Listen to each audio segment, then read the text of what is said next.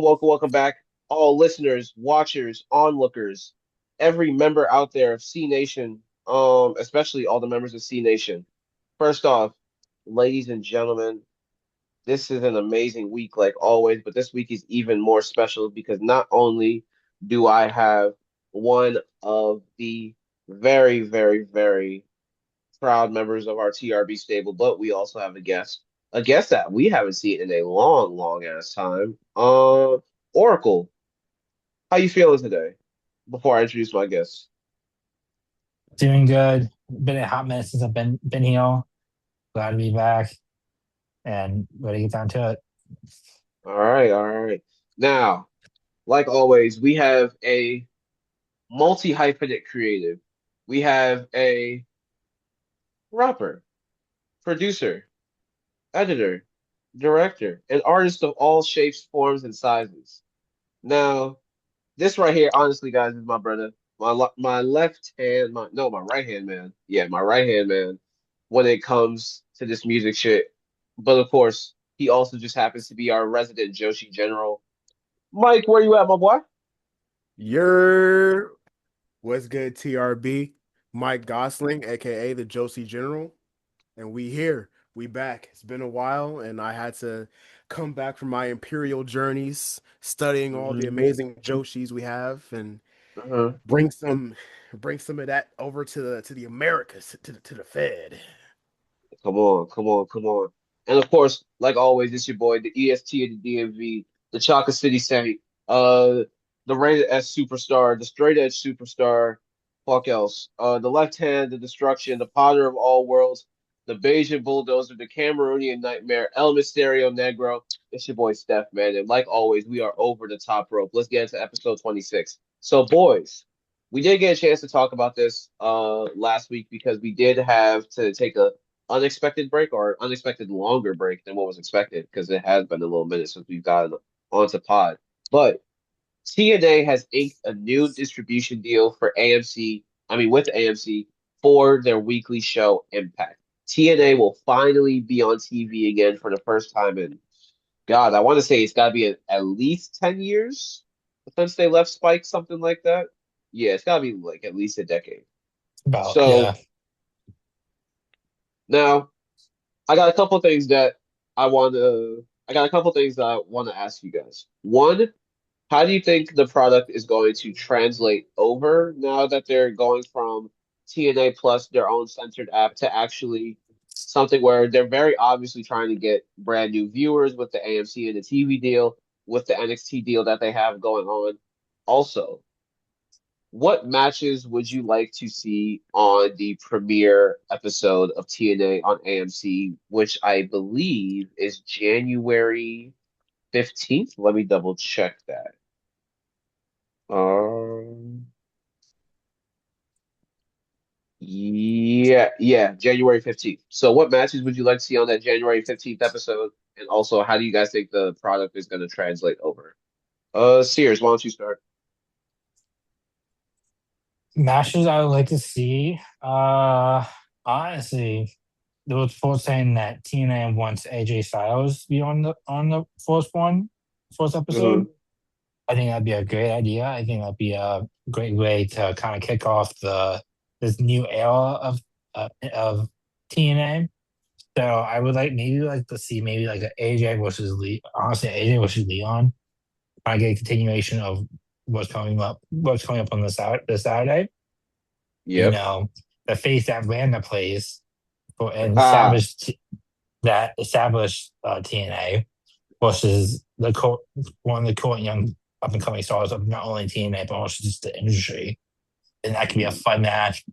I'll put me Leon on the bigger lights and just make everybody happy if that would happen. yeah. Besides, that's a dream match that we've been waiting for since like Slammiversary when Leon first won the X Division Championship. So I'm not mad at it. Hmm. Like, you got any pictures, anything you want to bring to the table, any matches you want to see on that episode? Yeah, so I'm not as well versed in TNA as the rest of you. I had to literally look up the roster on my phone to see who's all there.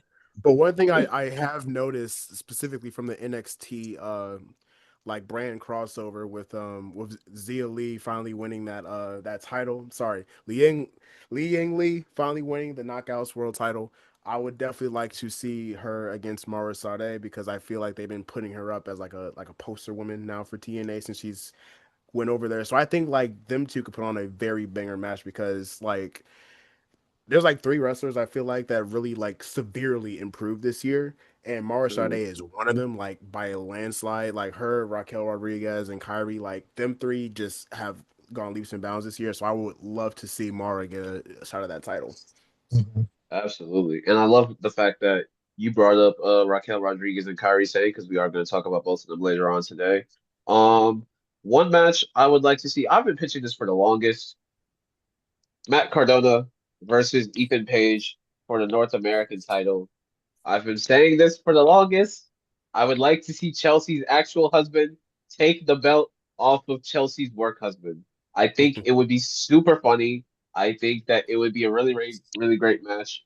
But just kind of expanding on that, I think as far as how the actual like products will go over, I think it's something where I think a couple of things need to change in order for TNA to really like survive in the AMC thing. It needs to establish itself as a really dominant brand and not, excuse me, a WWE, for lack of a better word, a WWE cup.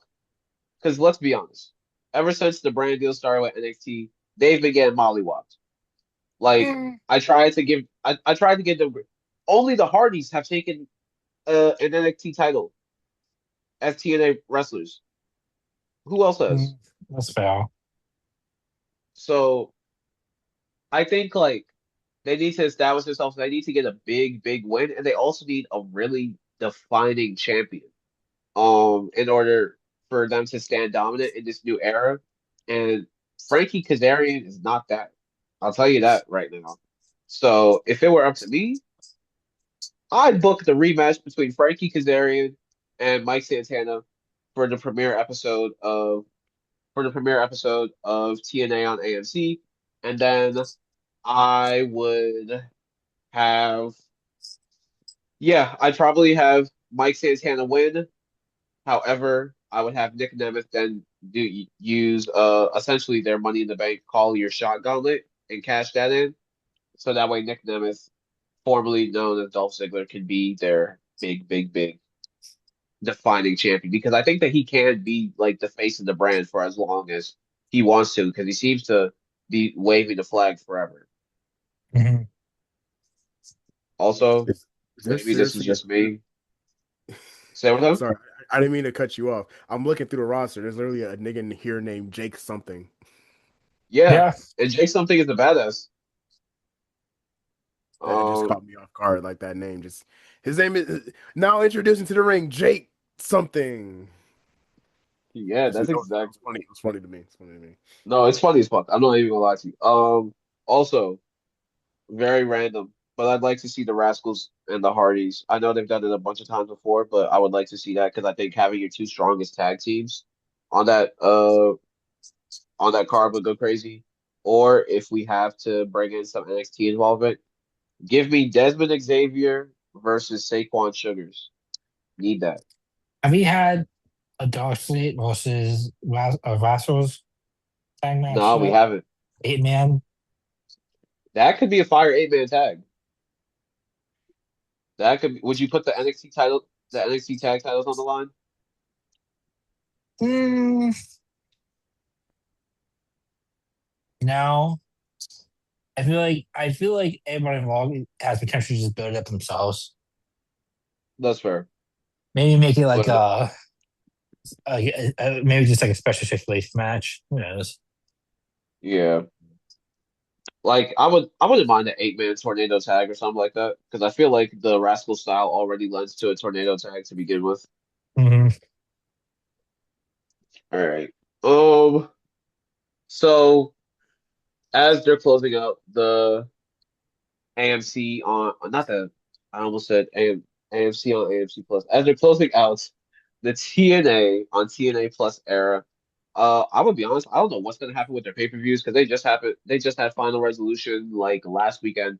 I don't know whether the pay-per-views are now also gonna be on AMC or whether they're gonna stay on TNA Plus. More, we'll let you know when that situation develops. But honestly, I think they have to move to TV or they have to move to that AMC app because I feel like if they want to get more eyes on it, while I get it, have the pay-per-views on the TNA Plus app to bring all the eyes back to home base. I also think that that could be a huge detracting factor as well. Just look at how WWE is doing the ESPN deal. Yeah. Yeah. It, Yeah. it might just have to. I really do think that when it comes to the pay-per-view model for so many companies, the only brand that has a perfect pay-per-view model right now is probably NXT. Yep. Yeah, Yep. I definitely didn't realize that NXT was still on Peacock. Yeah. Oh shoot, I completely forgot. Deadline was last weekend, wasn't it? Deadline was last weekend, and that shit was heat. Deadline was last weekend, so we will talk about that in a little bit. But yeah. Actually, let's call audible. Let's jump right into Deadline real quick while we're here. Since we're already talking a bunch of TNA NXT stuff, let's just jump right into it. So Deadline was last weekend, and then of course we start off with Obafemi, Ricky Saints. And I'm gonna be so honest. The thing I love the most about whenever I put reaction videos or prediction videos up on the page is that I could be dead ass wrong and it'll still get clicks because I don't obviously don't know what the fuck is going on. I That's one of my favorite things about being a creator. I can say, "Oh my God, I think the story's gonna go this way," and they will take me completely out of left field. Because I did not expect for Oba to become a two-time NXT champion. I No thought that one was did. If you did, you're lying. I thought it was gonna. I definitely thought that Ricky was gonna absolute his way, do the little do the little Michael Jackson moonwalk he be doing on the ropes, to his way to a fucking victory. He gonna spam that. He was gonna spam that goddamn DDT. Hey, Ricky, this is not hate. This is just how I talk. But he's gonna spam this goddamn DDT until Oba hit that 1, 2, 3. But when I saw Oba set Ricky up for the power bomb, I said no, they're not gonna. Huh? No, fuck. And especially given the fact that like the stipulation was that whoever wins gets to face Cody Rhodes at Saturday Mhm. night's main event, which by the way, TRB will be in the building. So if you're at Saturday night's main event, come holla at us. If you see us in the streets, come say what's up. Anyway, but yeah, with that ad stipulation, since we know the relationship between Ricky and Cody, I was like, damn, like it'd be mentor, mentee, it'd be like the perfect like setup for us to finally get that. Because I don't think we ever got that at AEW, did we? Maybe for the TNT title. Oh, I don't think so. But anyway, I'm checking. yeah, because I was about to say like this would be the perfect like setup. Mike, what do you think about the match while we're fact checking this? I thought it was fire. I thought it was a great way to open up Deadline. Like I've, it, as you know, there's very few men that I will watch wrestle, but Oba's definitely one of them, and like that's just a monster. Like in no other ways to say other than Booker T, like that's a monster. Yeah, no, like I think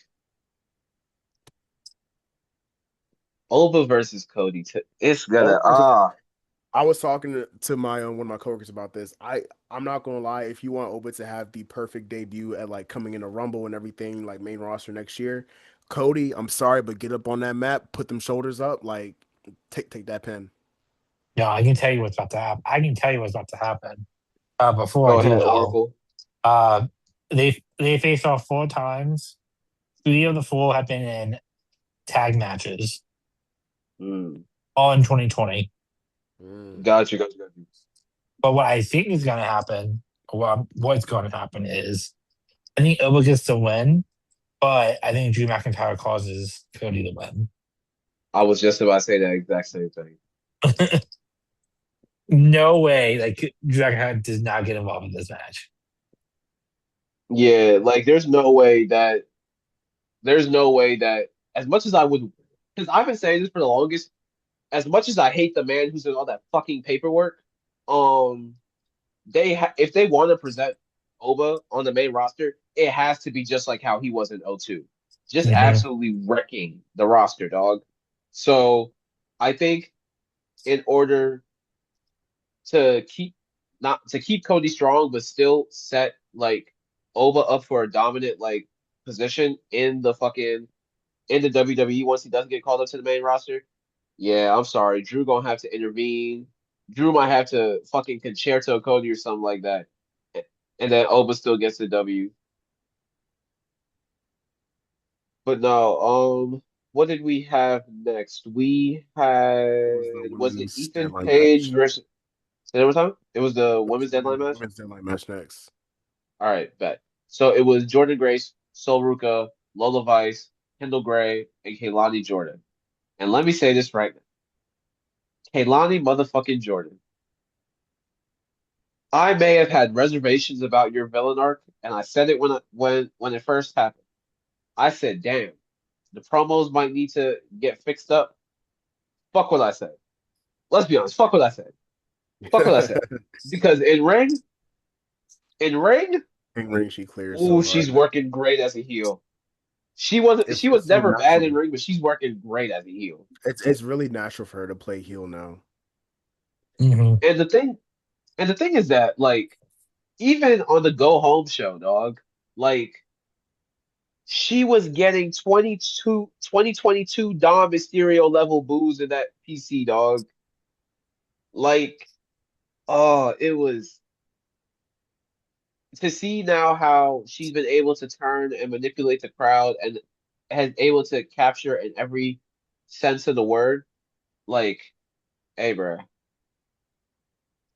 as great as she was a face, I now completely understand why they turned her heel. She's working. Um, Also, I think the woman who stole this whole fucking match. Shout out Kendall Angle. Shout out Kendall Ray Angle. Angle. That's great angle. That's That's great Ray angle, Angle right there, man. man. Like That's pure graps, dog. And so obviously with the amateur wrestling background, she's already ahead of so many of her peers on the evolve stage. and Now, she's like really like uh, so young too. Like she's younger than a lot of the people that are up there too. Like on Hmm. Evolve yeah. and main NXT. And so I'm gonna be honest. I had reservations about the ending. We can talk about that in a little bit once we get a little bit more into the match. But I do want to say she showed the fuck out. So I understand why she got it. She showed the fuck out. However, it does beg the question. Why the fuck did she just drop the Evolve belt on Wednesday, dog? And also, I would be remiss if I didn't ask the question. Where was this type of presentation when Callie Armstrong was champion? I'm not trying to like. I saw a video about this a couple days ago, and let me say this: I love both of them. I've given both of them their respective props. I'm not trying to pit anyone against anyone. I'm just a fan of wrestling, and I have to point out the fucking obvious, especially when it comes to a company like WWE. The same, while I think that Kendall is superior than Callie in ring as of right now, what Callie has as far as character and presentation is something that could easily have gotten her onto that into that position and into those rooms the same way how Kendall's graps have gotten her into those rooms. So the question does have to be begged. Sean, what y'all doing over there with my girl, dog? What we doing? But I digress. What did you guys think about the women's deadline match? What do you guys think of the result? How you we feel about how what this is setting up going forward? Because I'm not gonna lie, guys, so much happened that's setting up all of 2026 in the women's NXT division. I think no matter what happens, no matter the end result of JC versus Kendall, Kendall is ending up on the main NXT probably by Rumble. Yeah, I can see that. Like they're I can rocketing definitely do her this. like to the moon. Like from this to like her other like big NXT like performance. And I think it was like what a battle royale where she was like one of the last two people left. Yeah. They're rocketing her. Now, as far as Callie goes, I kind of understand why they would probably hold off a little bit on her because she is a bit more green than Kendall is, for lack Mhm. of a better term. But also, like judging off of NXT from last night, well, not last night, like 2 nights ago, because it's Thursday now. It seems like Callie's pretty much just NXT now because she popped out during like Blake Monroe's Open Challenge as part of like the roster and everything. Granted, there were other like Evolve people there too, but she hasn't been on Evolve like that for a minute since her match with PJ Vossa. So it seems like maybe she's been like quietly moved up in a way. So hopefully that's the Mhm. case. We get more of her main NXT. But as far as Deadline goes, graps all around. That shit was fantastic. The 5-way tie, phenomenal. I was there was so much tension, and it felt so like natural, like how everything like scoring wise and everything worked out the way it did. Kaylani, as you said, phenomenal, stand out easily. Honestly, and Steph knows going into it, I low key was picking Lola Vice to get the dub, and when Lola came out, she was low key like going for that parlay. I was like, oh snap, off the rip, They like was two off. treating Lola like how they did Braun Breaker during the Yeah, 2023 men's deadline. it Like, definitely felt like that. It definitely felt like that. So either way, Kendall Gray stocks are in, parlays going up. We gonna see what happens with JC. Um, it's just also funny, like, because like the exact position that it feels like they are sort of putting Lola into, as far as like being like not like it like top it girl level shit, but like like still mhm. it very much feels like she's filling out that gap that they had Jada Parker in at one point, and then they stopped shoving her down our throats, and now she's kind of elsewhere now. Yeah, Jada's been off TV for a minute. Yeah, It's kind of it's She's kind been it's of yeeting interesting. because she's been yeah. yeeting with Jey Uso. She's been getting heated. Yeah. Well, she had an underground match before Deadline, I think, against. I gotta check. Hold on, I have it in tabs. I was meaning to watch this match. Lola Vice. She literally had a match before Deadline with Lola Vice. I think That's from last year's deadline. that's from last year. I'm an idiot. I know she had a dark match before Deadline this year though. I just forgot who All it was right. with. Yeah, I got you. Give me 1 second. I'm about to check and see. But yeah, man, like that. I think it's very funny the NXT women's division at certain times. Like we can see you're pushing people, but we also Yeah. know that like people get randomly will get taken off screen. Like, dog, Yeah. it's so funny because literally they put all their momentum behind her, and I think that she could still be very, very, very profitable and when she comes back. But I don't know, man. Maybe it's just a thing of like maybe Yeah. it's just a thing of maybe she's injured. I don't know what, but Oh, maybe. because you can tell when she came out for that speed match, like way like a Mhm. couple of weeks back, that felt like a here nigga damn one last chance, and did not live up to what she was supposed to be doing during that match. Not gonna hold you. Yeah. So it made me feel like they're giving her time off, so I guess work on herself and like get her in ring skills. Because I really, mic skills, I'll give her that. Like she's good on the mic, but like in Oh ring, she yeah. definitely need to get up a little bit. Yeah, no, Jada's definitely great on mic. I'm still thinking about that promo she had with the brick. Well, bitch, we can run Yep. this shit back. Oh my God, that's Yeah. funny. Um oh, so yeah, she's been doing the NXT live events, which Sean, if you're hearing this, bring one of them motherfuckers to the DMV. Bring it Just to saying. Maryland, bro. Um and then yeah, so it looks like they're probably just taking her off screen a little bit just to work on her presentation, her character, things like that, which I'm not mad at. Um, honestly, with the momentum that OTM has been getting recently on NXT, I wouldn't mind her going back with them. I wouldn't mind them honestly running things. But getting into the next match, this one was Ethan Page and Mystery Iguana, right? Yes. I feel like everyone knew what the fuck was gonna happen with this match. Fun match. I love Mystery Iguana. I'll always sing his praises. But there was no way in hell you were gonna tell me that he was gonna beat Ethan Page because I feel like the person who actually does end up beating Ethan Page, if he doesn't pull an Oscar, vacate that bitch. Yeah. Yeah. He's like, it has to be a real built-up feud.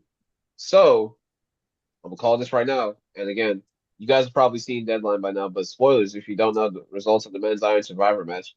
I think the person that's actually going to take the belt off of Ethan Page will probably be Miles Bourne. Indeed. That's I just see it. my assessment. But I hear where you're overall, coming getting back to the deadline of it all. What did you guys think of the Ethan Page Mystery Iguana match? How do what do we think is next for Ethan Page? Hmm.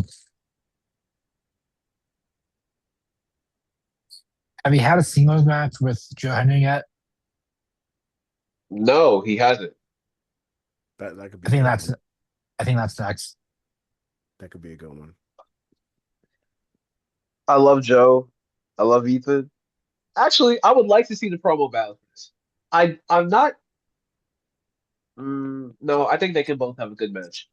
I'm not like blown away by the thought of them in ring, but I would like to see the promo battles. I mean, we saw glimpses of it when they had like that brief stint, like the intergender shit between Ethan and Mhm. Chelsea and Joe and Thea. So like Yeah, the like mixed at the tag very run least that they did. we've seen glimpses of it, so we know it could be good if they really dial in on it. Yeah, that's fair. That's fair. That's fair. Um, Also, I would not mind if Saquon Sugar took that shit off him. No, Saquon's the tag champ. If Dion, Yeah. because it looks like now it's either got to be Dion or Cutler that goes for singles gold. So Dion, Yeah, Dion. I can't see Cutler with no. I can't see Cutler with no singles gold. I'm can't see sorry, dog. I he's mean, hold on. I'm sorry. Like he can wrestle his ass off. I'll give him that, but he very much feels like the who was that, the Apple nigga from the Judgment Day. Oh, I already Carlito? forgot his name. Colito? Yeah, yeah. That's crazy. He's kind of That's given that. He's crazy. kind of given that. How are you gonna I'm get sorry, through I forgot his Colito? name. I'm gonna say, did Carlito dirty? I did Carlito so dirty, but yeah, All right, he's man. definitely given that type of role in Dark State. At least like with Oh, his I got. promos and stuff. Like in ring, I haven't seen enough of him in ring like recently to Hmm, do a fair assumption, but just off of the promos I've seen and the way they kind of present him, it definitely kind of gives like super secret Carlito, but he can actually like hoop on occasion. that's funny as hell. All right, man. So let's get down to the last match. Wait. Oh, It was Sears, you were Tatum the and one that Izzy. brought up John Henry. I want to make sure. I was like, yeah, everybody spoke on that shit. Oh, Yeah, it was Tatum and Izzy yeah. Let's get to the versus men's. women's. Yeah, let's get to the men's. No, Taylor Paxley and Izzy Dave. Sorry. Thank you, Mike. Ha ha ha. Yo, let me tell you something. Let me give you a little inside knowledge. Hmm. I never want to be in the group chat with Mike when Taylor Paxley is on stage. I never, I'm not never. that man. I can't Yo, fix it. She can fix me. She can ruin me. I'll be okay with it. this motherfucker Continue. was in the group chat talking so horny, dog. And I need like obviously we respect the relationship that she got up here. I'm not trying to air his shit out. But this motherfucker talking about something. She could ruin me. I could fix her. Bro, I'm just trying to watch the graphs, dog. You act I'm like I was the only one speaking like that though. you Let's the not only act like one I that's was all the only one. I was not the you the only only one. one I on swear to this God. mic right now. Only You the one on the only one mic. on Yeah. this mic right now. Mike on the mic saying it right now, but like in the group chat, I was not the only one speaking crazy like that. I was not the only one skiing. So I'm Who's not this gonna. for? Hmm. Who's this for? You're not gonna sit here and Tatum act like Paxley. a solo Oh, skier. I agree. Anyway, I ski with continue. a team. See, yes, sir. We ski together. Tight. Shit. Yo, we ski together is crazy. That's I'm just kidding. If crazy. you see this Tatum pack, yeah, I'm just joking. I'm just joking. JK. Um, Dog, that's funny as shit. Anyway, Oh, so I needed that, Mike. I appreciate that. I needed that laugh. Ah, That's what I'm here for. yo, the character work that Tatum Paxley did during that match, top tier. I don't know what the fuck it is. masterpiece. Like all the all the freaky girls, all the very gothic, supernatural leaning like character as girls this year have been absolutely killing it with the character work. From Shotzi to Liv to Tatum, like You could even throw Naomi in there too. yeah, absolutely diabolical. Like, because when I'm telling you, especially the beginning, Hmm. because Izzy Dame was trying to like pull Tatum in for a hug, like accept, like we don't gotta do this, like just follow my ways, and then you can see very clearly the change in, oh, I might do this. I feel so lost. To, oh, I'm about to fuck you up, and she was whooping Izzy ass for a cool minute. Like I just wish we it got was more of all that in the gas, no match. brakes. Yeah, I wish we just got more of that because the match very much felt like a emotional abuse for like 5 minutes, and then like 2 minutes of like Tatum fighting back, and then it was over. Yeah, it was a very quick match, but it also felt. I understand why it's a quick match because the deadline matches take so fucking long. Yeah, yeah. But I also love those matches, so I'm fine with that. But um, I felt the ending was a little sudden and kind of put together. I really wish that because Izzy Dame, we her character's built up to be very smart. We understand that. I get it, but she also hasn't been seen as dominant, which granted, one might say, yeah, that's kind of how her type of heel is supposed to work. I get that. I don't really give a fuck. I can't remember the last time Izzy actually like got the pin. I can't remember the last time Izzy actually got the pin in one of her I matches, can't remember and either. I would have liked to have seen that. But again, they need to give Sean Spears and Nico Vance something to do. So I understand. I completely understand. I just don't think she needed to lose the title for all this to happen. Yeah, I mean, This could have been a title match. honestly, yeah, this definitely could have 24 waited. days. This could have waited till this could have been a good build Please to don't remind me. Mania. This could have been a good bit of Mania season.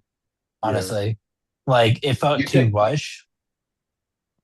you think that feud could have lasted all the way to Stand and Deliver? Oh yeah, I mean, if Yeah.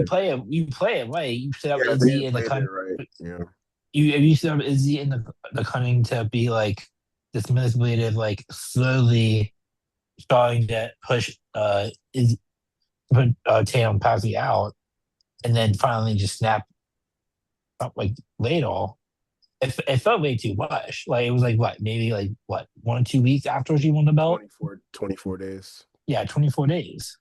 Because like Yeah. you could have had a really cool angle with like her open challenge. We only really got one open challenge with Lola, and then you had like a tag match, and then you had the rematch against JC, and then she lost it. Like what? You could have dragged the open Yeah, challenge yeah. out a lot more. You could have done a whole lot more. Like the whole thing with like, oh, Izzy, I don't see her name on the wheel thing. Like you could have made that a thing. You could have brought this back week after week of the open challenge of her like, not including Izzy in it to Izzy finally snapping and then saying deliver. Boom. Izzy Tatum title match and then whatever happens happens. Like you could have dragged this out a lot longer. It felt very rushed and it felt like a lot of this was just to make Tatum like really weirdly transitional. That's fair. That's fair. Yeah, I'm gonna be honest. Since I think we talked about this on the pod when it actually did happen. Get the, I don't get the benefit of having JC be a two-time NXT Women's Champion. But to be fair, I also like, uh, to be fair, I also have not said the most kind things about JC Jane on this podcast, which truly isn't out of any pure malice, but it's just opinion. And again, opinions are like assholes. Everybody got one, right? So, fuck. What else is there? Was there anything else about the Tatum and Izzy match that you guys want to talk about? Or do you guys want to head straight into the men's Iron Survivor? We can just go into the men's Iron Survivor. All right. So I think we got everything. Yeah.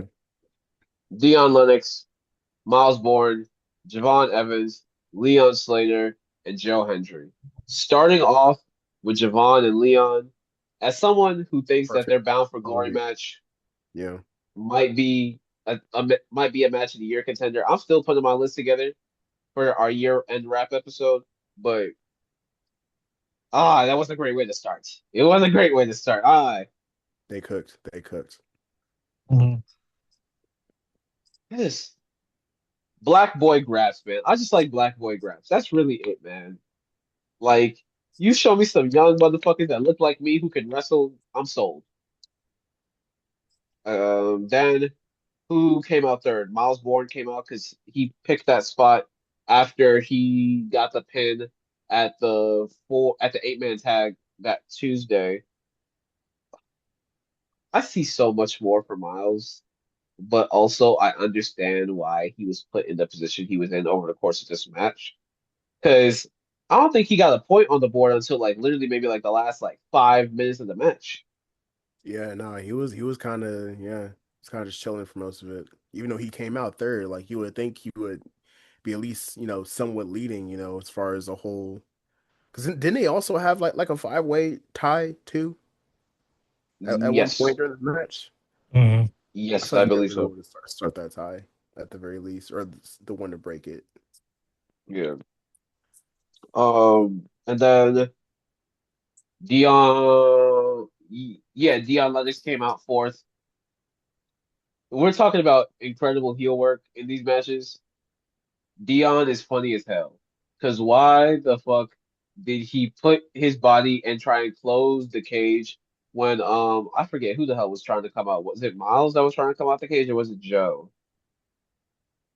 But either way, no, it was Javon who was trying to come out the cage, and Miles and Dion was holding that joint shut. So Javon climbed on top of the cage and then jumped into the ring. That was one of the coolest spots of that match. And Dion, hey man, say what you want. I know a lot of y'all was hating on Dark State when they first popped out. Dark State go crazy. Dark State go Honestly, crazy. Go ahead. honestly, I will say I was one of those haters. Um, Mhm. but starting to put them right now, I can see them having potential like attitude animal type one when they all have belts if done correctly.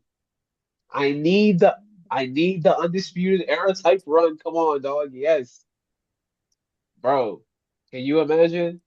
Saquon with the NXT Championship, Dion with the North American, and then Osiris and fucking Cutler with the tag belts.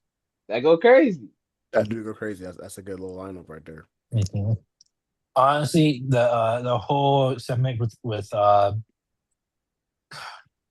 Slater is it Slater? I'm not good with names, and I can't think right now. Cutler. Cutler, Cutler giving up the belt to Oh, sorry, I know who you're talking about. When Dion was when Cutler was talking after Dion had given the tag belt to Saquon. yeah, that whole scene, that whole segment. Mhm. I love shit like that. So it got me behind them. Not gonna lie. So Yeah, fuck it, yeah, we no, want to I dog think say fuck it, we want to dog say this fight. come we on love when Dark we love we love a team. exactly when Dark State strikes, nobody's safe. Come on. But yeah, man, I think it's just genuinely going to be a lot of. I think they're genuinely going to be a lot of fun as a. They're genuinely going to be a lot of fun as a stable. Those are the words. Wow. Sorry, guys. Way more tired than I usually am when I record. But overall, I feel like everybody knew it was going to be the Young OG with the win. It was going to be Young OG with the win. Come If it on, stop wasn't playing him, with it me. would have been it would have been ridiculous if it wasn't him. Yeah. And so I really, really, really like the fact that they're finally pulling the trigger on this like four momentum push because Javon had already been in the main event scene, but it always felt like they were just kind of making him the player that's just there. Now it's like we have we have undisputed proof that he belongs in that main event scene. So that's what I really, really like about it. However, right when he was having his win, getting his stare down, then this motherfucker decides to come back. And I don't hate this return at all because I've been wondering about it since like June. But Why did it have to happen during Javon's moment? And why did he have to Yeah, choke slam Javon? Anyway, that was foul. Damn near racist Tony if you ask D'Angelo me. Tony D'Angelo came back when Javon was staring down Oba, choke slammed Javon, slammed him to the ground. Boom, big bang boom, we go. Um,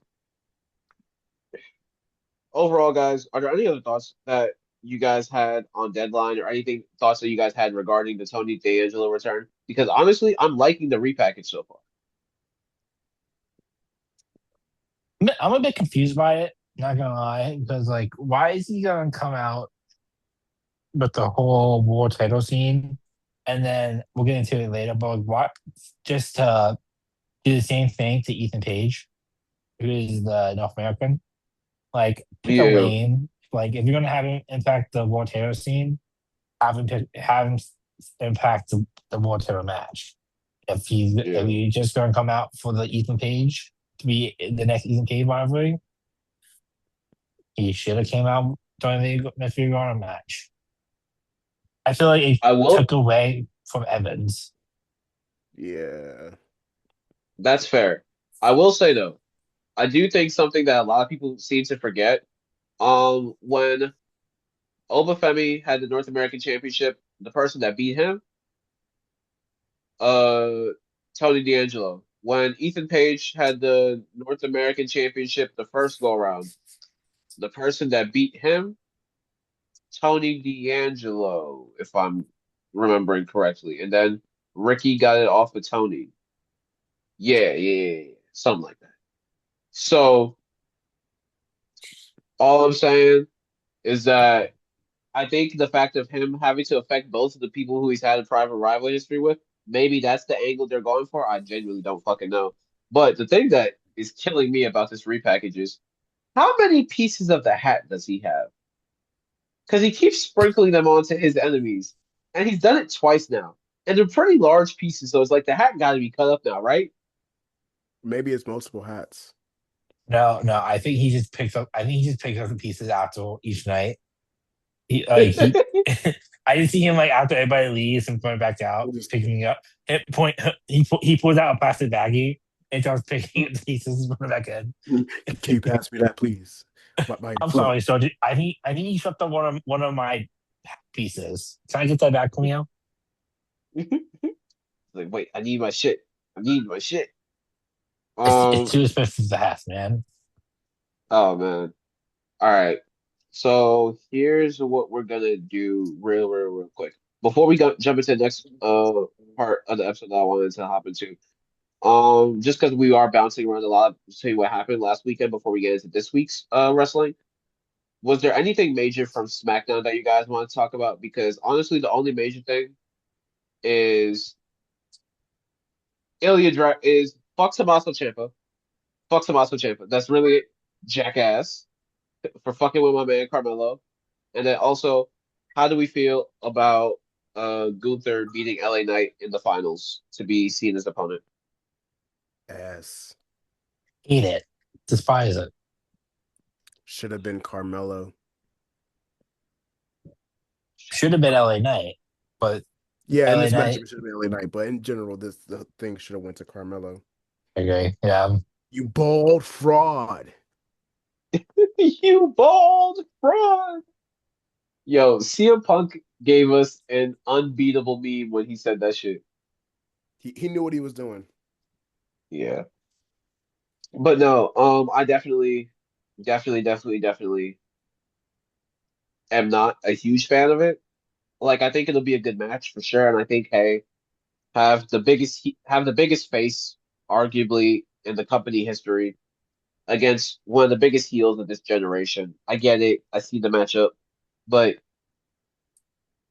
literally, we have unresolved storylines from like 2023 between Mello and John, and it will never be So resolved now. they sacrifice all that to have possibly, barring, hopefully this doesn't happen, but I swear to God, if they abandon all that just to have Cena tap out to Gunther.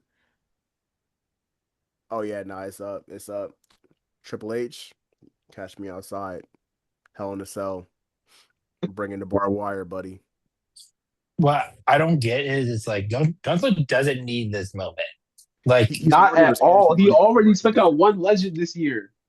and it's come anyway. But like, Cena had a whole promo about this being like a nod to the future Right. of WWE. Gunther is Literally, the future. Gunther is 40 years old. Gunther is the present. Like the fact that like Cena like argued to have the matches on this card be NXT versus main roster talent. I Thank feel like God. you should have gone with a similar mindset and have him face someone who is the future, as in like a Hayes, as in Braun Breaker, as in like anybody like Doctor does not need this. No, he Like doesn't. it benefits no one. Like what does Gunther gain from beating John Cena besides being the one to end John Cena? Like it's like Brock Lesnar beating the Undertaker streak at WrestleMania. I was Nothing, literally about to say that. nothing's gained from it. Like besides Gunther being the one to put down the great one. Like stupid. Oh my God, this shit is gonna. The more I think about it, and as excited as I am to see the match on Saturday, I would have been way more excited if it was Carmelo. Mm. Yeah. Anyway, all right, man. Let's hop into a game. Let's hop to a game. All right, Mike. I don't think you wanted to show when we started doing this, but what we about to do is we're about to play Wrestle Play Grids. So, for Okay. anyone who's purely listening and isn't checking out the video, I highly suggest you guys go and check out the video version on Spotify, Apple, or you go to our YouTube and watch the video over there so that way you guys can play along as well. For anyone that is unfamiliar with Wrestle Play Grids, again, I'm not gonna lie, I ripped this idea from Dante on deck. Shout out to Dante. And so it is a daily wrestling challenge that features a 3x3 grid where players must complete by filling in 9 wrestlers who fit both the row and column criteria. So let me just go ahead, share my screen right quick. Right. First time player. Oh my gosh. Somebody put Oh money my, on me. oh my God. Oh my God. All right. So let's see what we got for the, oh my God. Why am I blanking on what is a column and what is, okay, for the columns, we have WrestleMania 41 Night 1.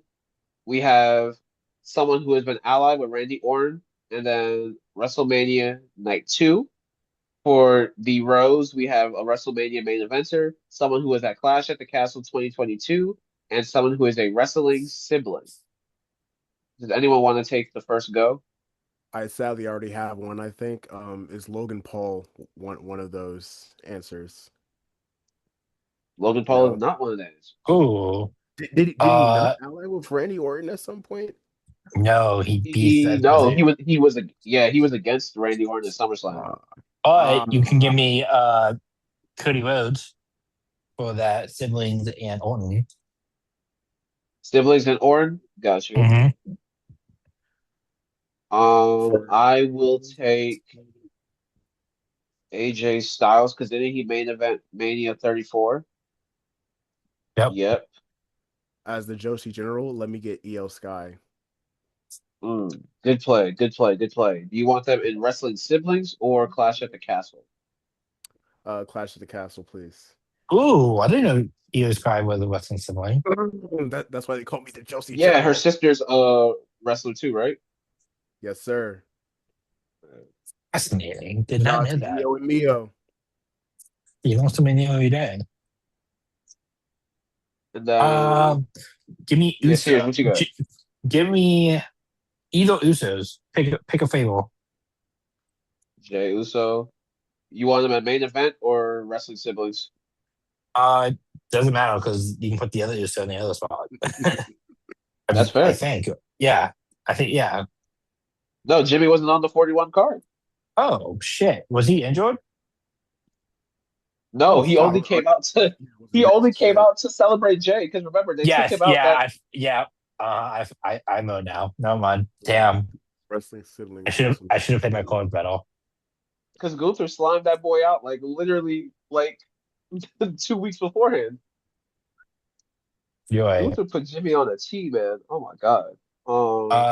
Edge. Ready Edge. I'm RKO. not mad at Edge. Uh, Clash of the Castle or WrestleMania main event? Uh, do Clash in the Catch. I feel like you have to come up with someone else for the main. Yeah. It'd be easier to come up with the main event. Uh, Oh, I got one too. But y'all Kevin go and ahead. Randy. I was like Right, Kevin Kevin and Owens. Randy. Yeah. I think were allied, right? Yep. Yeah. So Mania main Oh, event. he did main event. That's I forgot about that. Yeah. That was 39, right? Yeah, that feat was Wrestling siblings. that fever dream. Right. Night 2 wrestling siblings. Woman, woman Oh wins. yeah. You want Oh him at yeah. Clash or you want him siblings? Uh, siblings. Yes, actually, you might be onto something because I think Solo was night one. No, Solo wasn't Mm, there either Solo nights. was Okay. night. I don't think Solo was. Yeah. Damn. I'm actually at a loss. Can we do Rollins? Got Rollins, Now just one more. Damn, maybe I should have put wrestling Io sibling. into wrestling siblings. Yo, I was about to say Uh, Dominic, No, WrestleMania night 2. Wrest- Rhea don't got no siblings. Let's feel Trish Draco? Stratus? Breaker. I think could Oh, war. Breaker. No. Oh wait, haha, Charlotte. Penta. Pen- Penta, of course. I was thinking Charlotte. I was also gonna say Charlotte too, but yeah, Penta. I was about to say Charlotte too. Yeah. All I got right, my events up. so we got Jey Uso, Kevin Owens, AJ Styles for the WrestleMania main event. We got Seth Rollins, Edge, and Io for Clash of the Castle 2022. We got for the wrestling siblings Roman Reigns, Cody Rhodes, and Penta. Hope you guys had fun playing along as well. Now let's get back to the regular podcast. All right, so let's hop right into Raw, guys. Um, Gunther opens up the show. Gunther's talking that talk like always. Talk about how he's gonna make John Cena tap. What did we think? How do we feel that we think do we think he's finally gonna make Cena quit?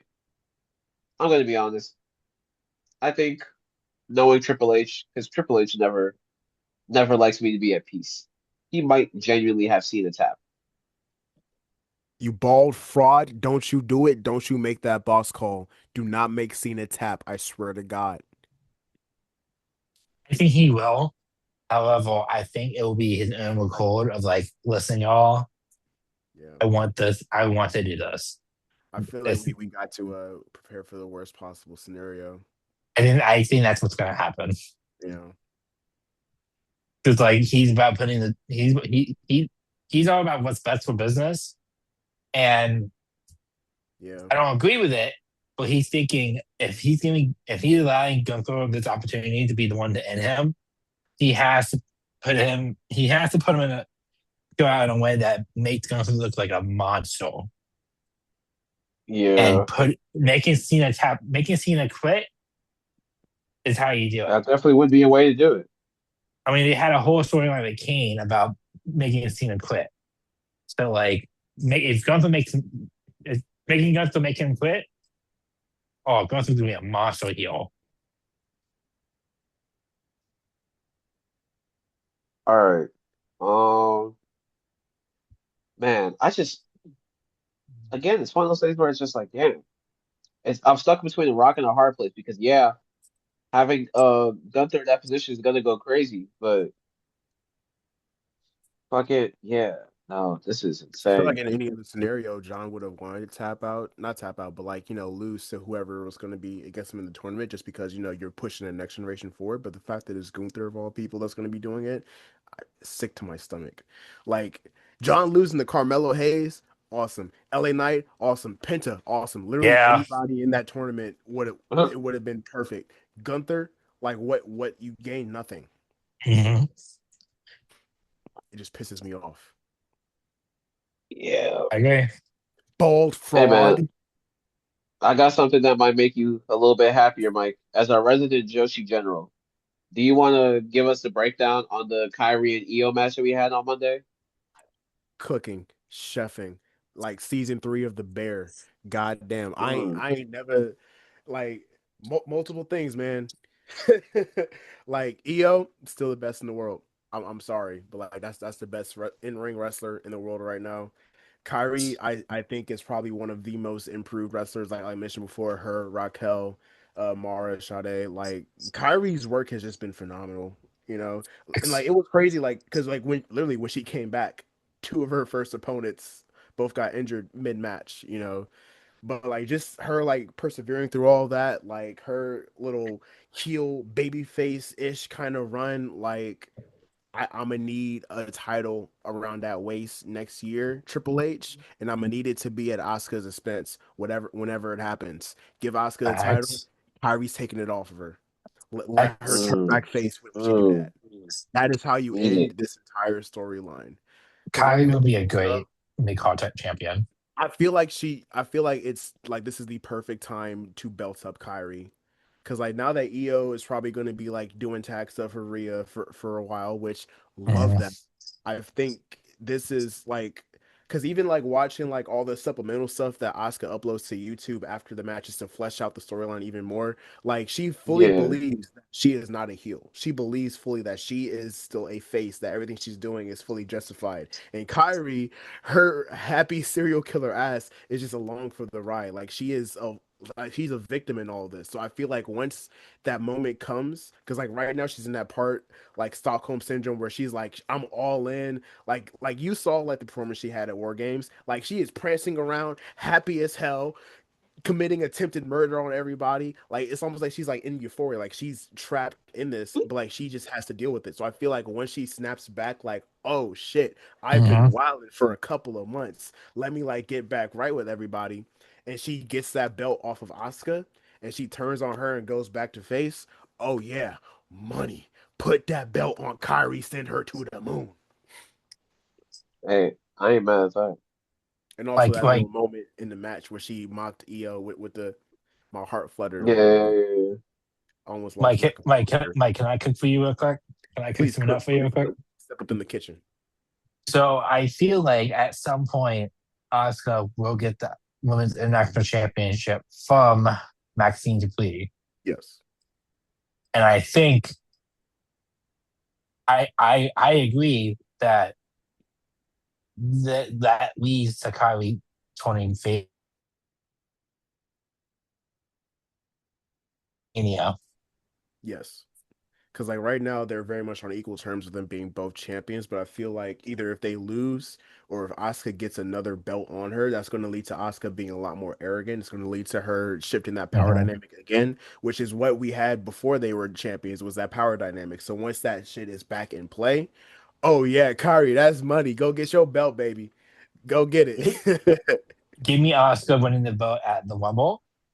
Question Yep. mark. Ooh, Oscar taking the IC belt at Rumble, which because I do want AJ to get that IC belt because they tease that so hard, but I feel like you have so much more story potential if you put this belt centered around the Oscar Kyrie Io Sky storyline, like because you even then you Mhm. can make it a triple threat for the IC title, Oscar, Kyrie, and Io, just to I'm drive not that gonna shit lie.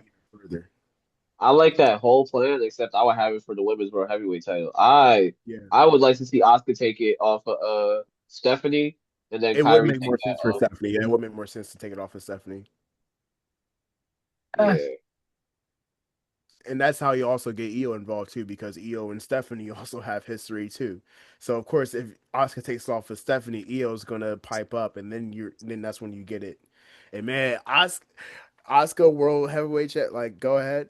Kyrie with that world title, bro. Oh yeah. Oh yeah. I'm a Steph, I'm sorry about what I say in that group chat on that day, but when it happens, oh my God, mute your phone. I'm blowing that shit up like Hiroshima. Oh my God. Oh, it's hitting that. Mike, Mike. You can bleep that out. I don't know Oh if we my got God. I'm we got keeping ad that. sponsors. I'm keeping that. Yo, what the Spears' reaction was hilarious. Chat, clip that. Clip that. Mike? Clip I that. can't believe you done this. I wasn't expecting it. That's why I'm laughing. I wasn't ready for it. That's cool. I used the less lethal of the two disasters. Oh my God. I was just watching my TV as a muted Mike Evans came on my screen, ready to come back to the game. And I just hear that. I was like, oh my God, Mike. Sorry. As you can see, I live and die by this Joshi shit. I live it. I live Oh it. my I god. breathe it. I eat it. I sleep it. Oh my He really goodness. does I think that need, that Joshi shit is the bomb. holy shit, I needed that laugh. Um, dude. Oh, that's so funny. Oh my But no. God.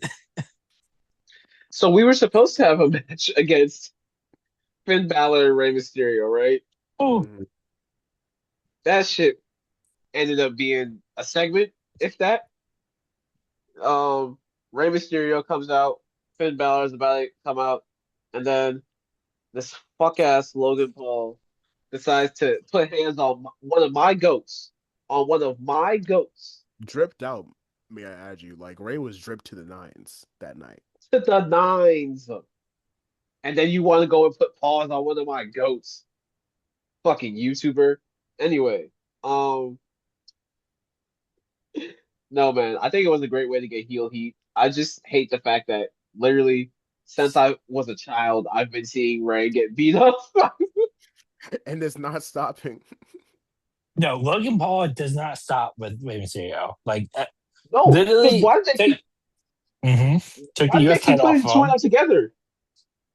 attacked by Wave the Miz and Dom. Logan might honestly Yeah. have more beef with Ray than Dom does at this point. Talk about daddy issues. Goddamn. That's what I'm saying. It's not even Yeah. your father, bro. Why you beefing with him more than his own supposed deadbeat son, bro? Dude, it's so insane. But no, like and also like the Elimination Chamber qualifier match. They had Logan beat Ray. Why the fuck do they keep putting the two of them together? So that joint is insane. I thought that was wild. And all because Logan was like, nah, I want to prove to the division that I've got their back like they've got mine, blah, blah, blah, blah. This is like when the weakest member of the gang decides he wants to run a drill by himself. Yo, It's like, my man, you don't need to be holding that 22. You the watchdog. You the scout. You don't need to be holding he that little doing 40. honest. He like this is how you show that you're worth to your gang by beating up on a dude whose legs is getting held together by bionicle Legos.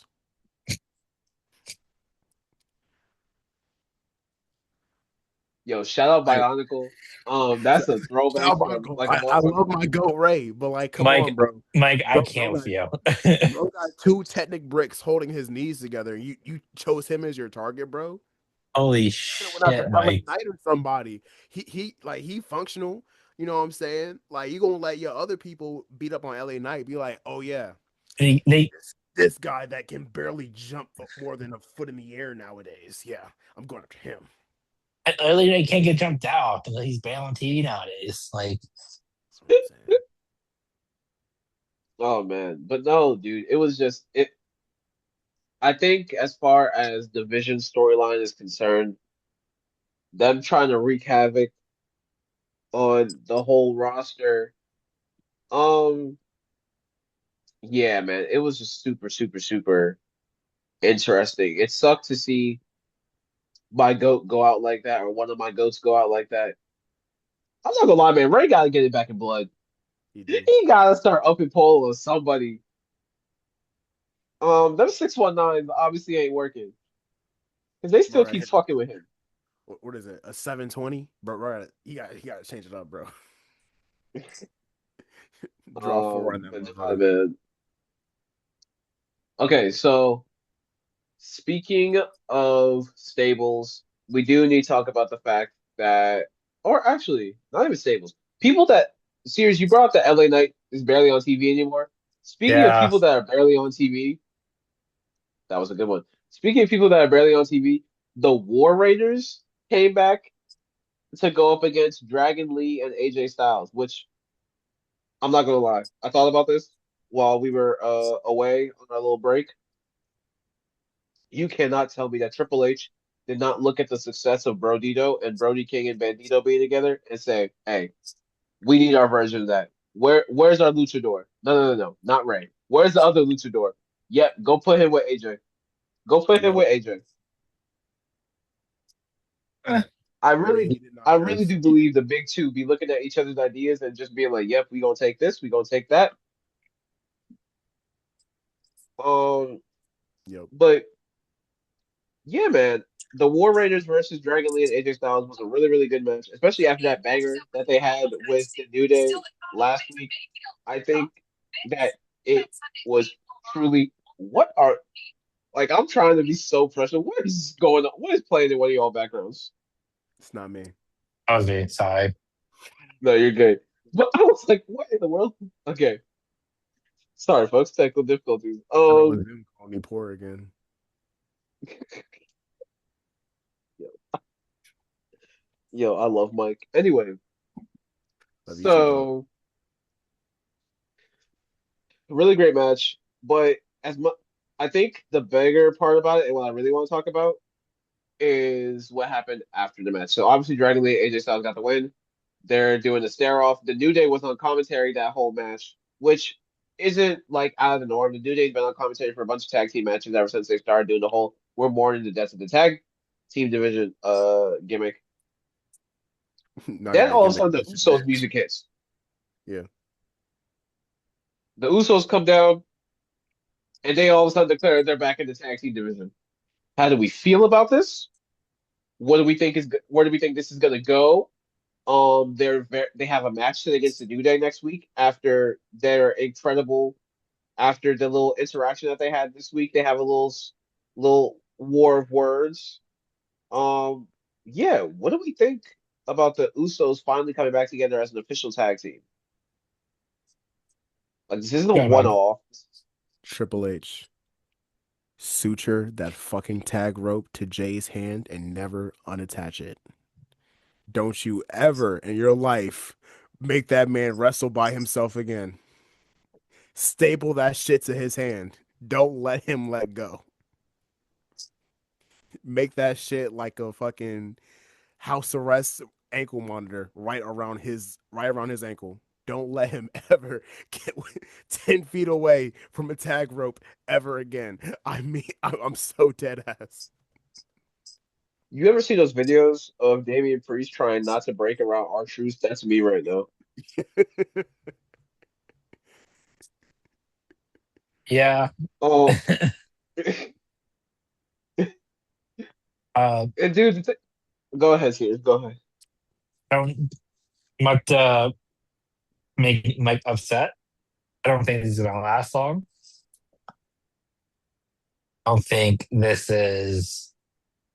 I think this is just part of the story. I think they're gonna have a good month or two together, and then Jay's gonna be Jay and be pissed about something, and he's going to turn heel on Jimmy.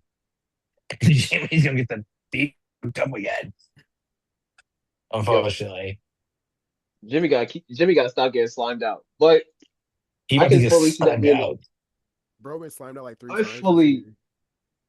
I fully can see Jimmy getting turned on at the Royal Rumble, and then that starting his paternity leave because, um, Valid, valid. yeah, like I can imagine they have the match against the New Day, Oh and yes. then the Usos finally work their way up to getting a tag team shot against Dragon Lee and AJ Styles if they have them keep the belts that long. At the Royal Rumble or something like that. And then Hmm. next thing you know, that's when the turn happens. Styles and Lee retain, but Jay crashes out on Jimmy. I can fully see that happening. I completely agree with that. I just like the fact that we're getting because we all know how classic of a rivalry the New Day and the Usos are. I love the fact that we're getting that revitalized. Like Me too. It's the great. four of them in the ring were beautiful. Like it. Do you know how? Because everyone on this analysis podcast knows I'm an AJ and Dragons fan. Do you know how crazy your rivalry has to be for me to not even care about the two of them at that moment? I think this is a good like it would be a good like little kick back up for the New Day as well. And Yeah, it would because get we've them. never seen them go against the heel New Day. The tables have completely turned now as far as the Definitely, dynamics and everything goes. but I feel like we definitely seen like heel New Day versus the face Usos. But Maybe like when the New Day was like first starting, but not when the rivalry was like really cooking. yeah, you know, Because when the New Day, yeah, because did the New Day start heel, but it just didn't work out well? Doesn't that remind you of something? Anyway, yeah, but yeah, man, like overall, really good match, really good segment. I'm excited. It's so crazy. Right when SmackDown's tag team division seems to like not be as prevalent as it was during like the summer, and it starts to get a little bit boring. Here come Raw's tag team division. Yeah. Just all of a sudden now, we have actual defending champions. Thank you, AJ Styles and Dragon Lee. We have the Usos back. We got the New Day trying to get the titles back. Excuse me. Someone needs to talk to Road Dogg, man. You have all those tag teams on SmackDown, and Oh, I got words the for Road Wyatt Dogg. and the Wyatts have had the belt for like 200 days. you better call someone. Name one defense. I can name their AAA matches more than I can name the actual. Oh wait, they defended against the Street Profits at Clash in Paris, whenever that was. So like That three was PLEs August. ago. Yeah, Any of them have the SummerSlam ladder match at a defense? that I was. Yo, Sears, you know how funny it is that you remember that, and I was there, and I think that I remember that match. That match was great, but I don't remember it because they retained. Yeah. Yeah, but it was who they were champions, and I definitely thought they were going to lose. Yeah, I thought so too. It was a good ass match. Nah, So I got funny. beef with Road Dogg. You got beef with Road Dogg about how he I booking got Julia. Yes. Sorry, I didn't mean to get this. I No, no, just get no. Go ahead, passionate. go ahead. My I was beautiful about to say, if you baddies. want to tee it up, talk. If you want to tee it up and talk about your girl Stephanie, go ahead, because she had a little segment on Monday too. I think Julia need to come over to Raw Ooh, because whatever they got going on for her in SmackDown, it's not hitting. It's not like I don't know why they chose to split them up because when at first they had came up like main roster, she was tagging for some reason with Roxanne before she ended up in the Judgment Day, and then next thing you know, she was popping up on SmackDown. I mean, it seemed like a good fit at first, but like you had her hold a belt for what hmm 3 months, like 100 plus days. No something like that. PLE defenses. No PLE Nah. defenses. For one, Mind that you, this belt has whole not been belt hasn't been on the PLE. This whole has not belt been on hasn't been on the PLE. PLE since the start. However, there have been like what 2, 3 matches where they had like a defense the day before a PLE or like the week Yeah, after. Like, come on, do better, be better. Come on. But like Julia, how do you look at someone with a presence like Julia, like a literal belt collector? Like she was literally like Gunther down in Stardom, like wrecking through hoes, like the entirety of oh shit, clicked off. Like the entirety of the division, bro. Like her promos were fire. Everything about her was fire, and you bring her up to do absolutely nothing. I got beef, Road Dog. She should be moving like just how they're booking Jade right now. They should be booking Julia. That's the spot that she should have been in when she came up.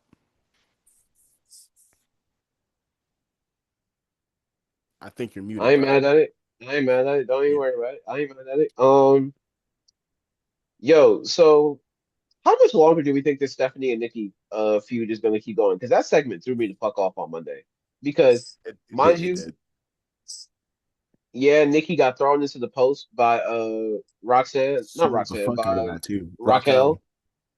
Big Mommy Cool. But when I heard Nikki's music, I was like, "Oh, we still doing this?" I thought Nikki, you take some time off screen. You show back up the Raw after the Rumble, and you and Brie go after the tag titles because Brie has to be coming back eventually. It feels like it. I Yeah, I I don't know. thought that was a very obvious play. Because I can see the However, play moving for her and Raquel having like a more long-standing feud. Like, I get the whole thing with Nikki, but like after that last defense, I feel like now at this point it's run its course. Like, there's not much else you can do. Like, they already rushed the whole heel turn. I feel like it's ran out of steam like so fast because they didn't book it properly. Like, this should have been like a month-long build up. Instead, we got like what, one day a heel turn, and then the very next weekend a defense. Like, come on. Yeah. yeah. Um, but on the bright side, you know that on the bright side, we're not getting to see Raquel step into the women's world heavyweight title picture. Um, Overall, real quick, let's talk about what's going on with the Judgment Day because they are a very focal point of Raw. So of course we had the Lyra and Roxanne match, and instead of Raquel being out there to help, it was Liv Morgan because Love her. of the segment that they had in the clubhouse where Liv was like, "Sister, I didn't know you were going after the World Heavyweight title. I thought that was gonna be my spot."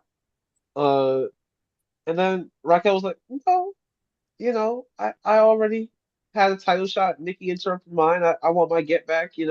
I figured you and Roxanne were gonna go after tag, and I'm not gonna lie, I like that dynamic.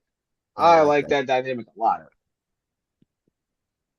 Cook. I think Raquel's been a tag team woman for so long that we forget that she was actually NXT Women's Champion, and I would like to see her get a singles title on the main roster.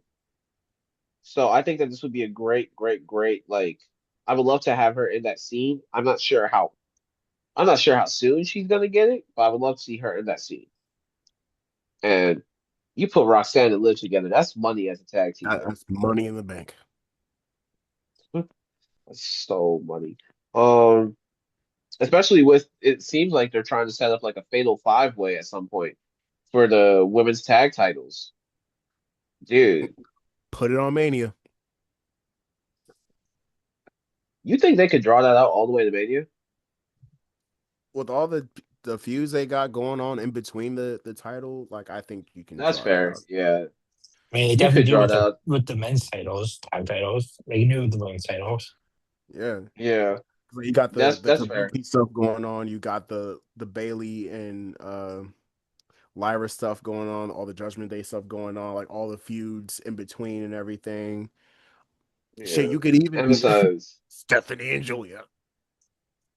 you you could. know, something, and And then obviously, Rio. So you have a lot of opportunities to drag this out to Mania if need be, or I at can least see yeah, them.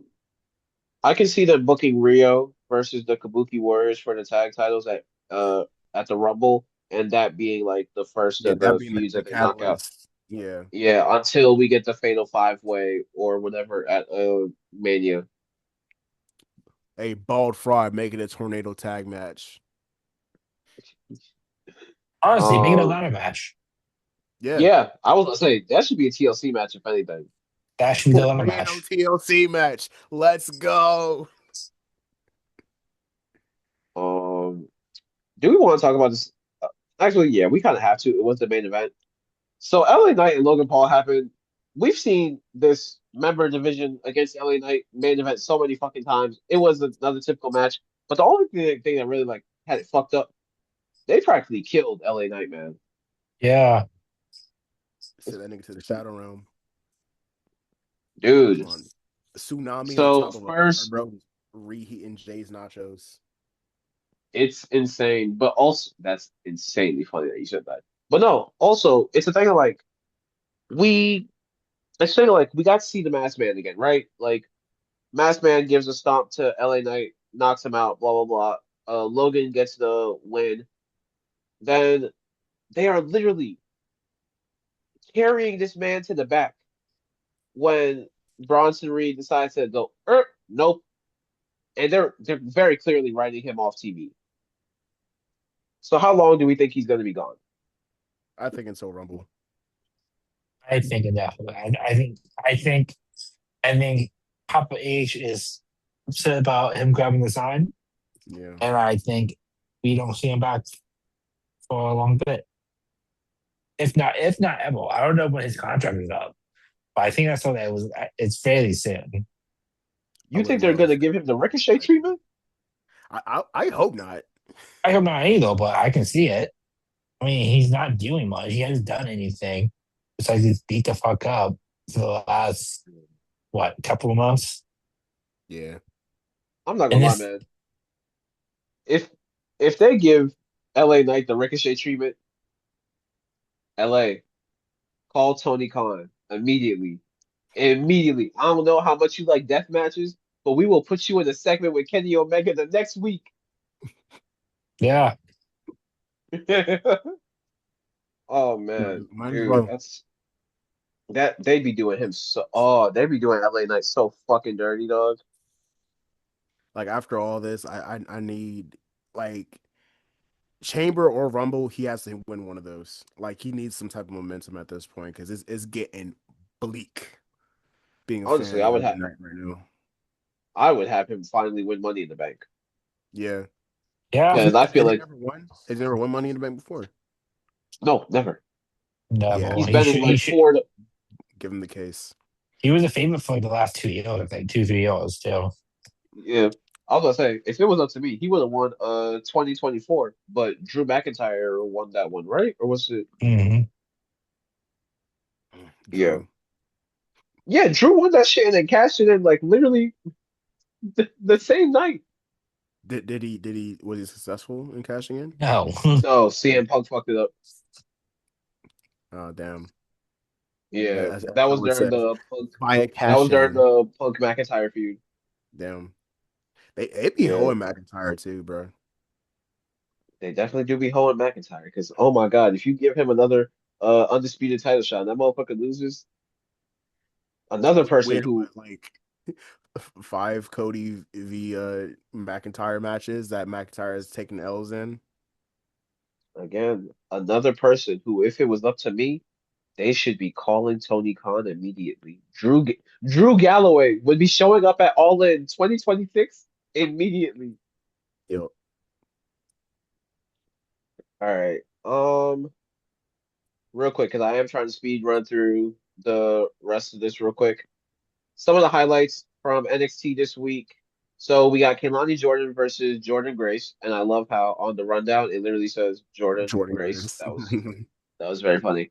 Both Um, it's a great match. really, really good fucking match, dog. Like insanely fun. Um Jordan took the L there.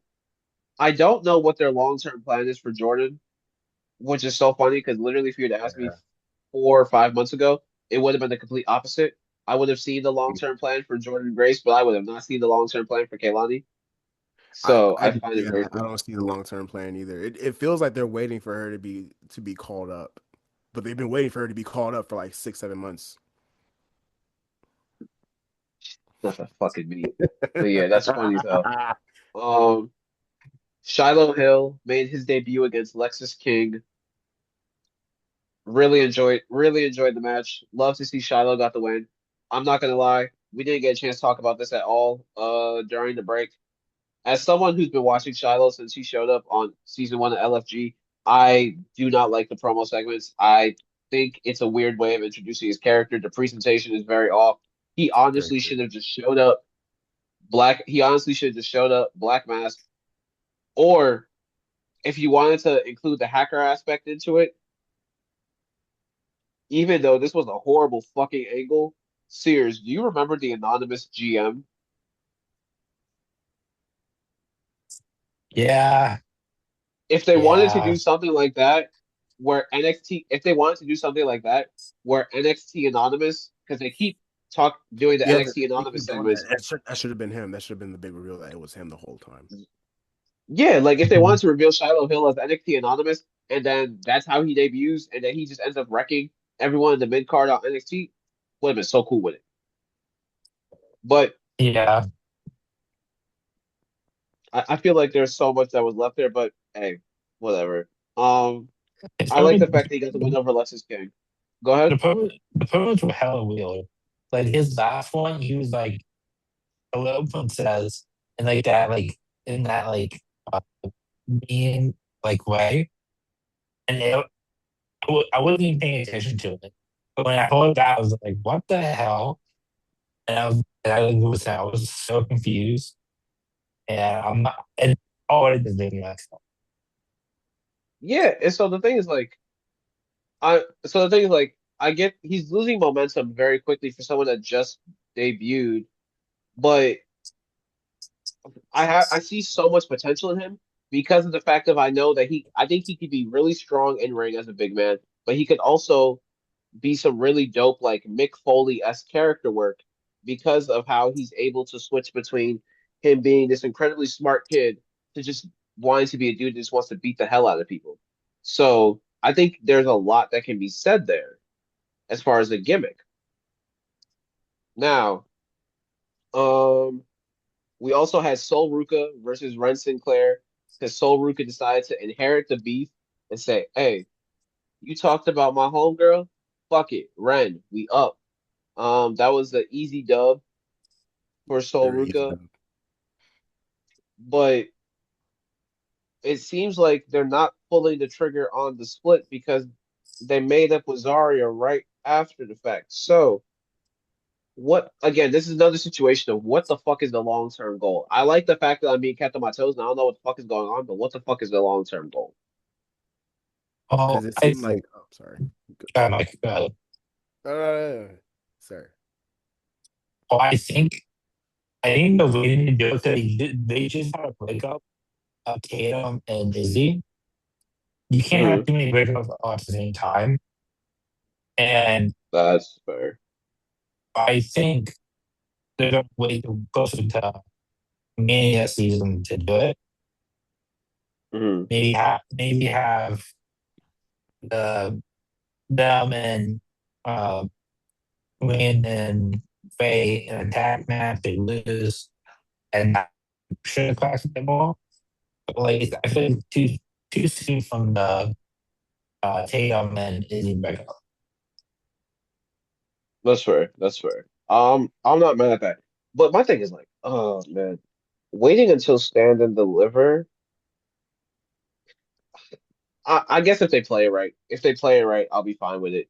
I But think you could wait, easily have the split happen during the Rumble because obviously Soul's going to be in the Rumble.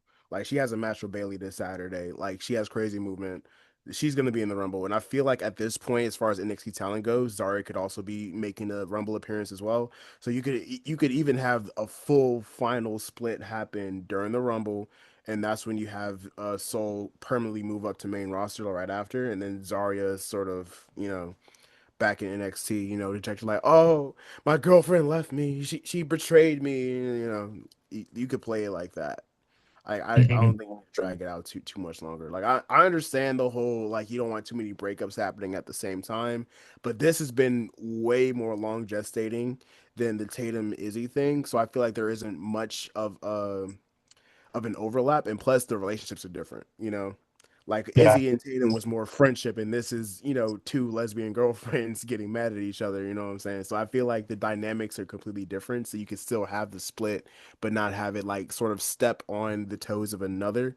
Especially when like because this is Tatum losing her family versus Zarya losing her girlfriend essentially. So it's not too similar. So I feel like you could easily have this play up at Rumble and then just do it then because they've been teasing this shit all year. Like, come on, Pat. Like, it gets to a point. you said they gotta pull the trigger. They got to pull the trigger at some point. Like they get so close to squeezing that motherfucker, and then they just like put the safety back on. Like, nah, Something take they it off. had no mm, take it off is crazy. Yeah, that's funny. Something that they had no problem pulling the trigger on, the Obafemi Javon Evans match. They pulled the trigger on that motherfucker. They said, So "Hey, as soon as we get back to Orlando, um, dude, I think as so let's take it back a little bit before we get into the actual match. So the show opens up with Obafemi giving a crazy promo saying that he's coming for Cody Rhodes this Saturday. Can't wait. Um, then Ricky Sayes comes out. Ricky says, "Wait a minute, I get it. I was a little depressed after I lost. I thought that you were the inevitable. Well, fuck that. I want my shot." Then Javon says, "Hey, didn't I tell you, Ricky, that if I won Iron Survivor, that I wasn't gonna wait? Fuck that. I'm not waiting. We running it tonight." And the It's two of gonna them saying, that Oba was scary as hell is funny as hell. I love that Shawn Michaels lets these two be black as fuck. yes, And so we got the Obafemi Javon Evans match. Man, what y'all boys think, man? What y'all boys think?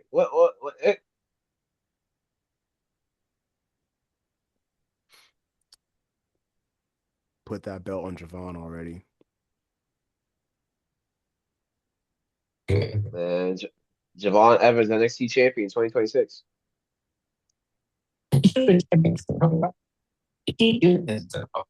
They push the people and they push off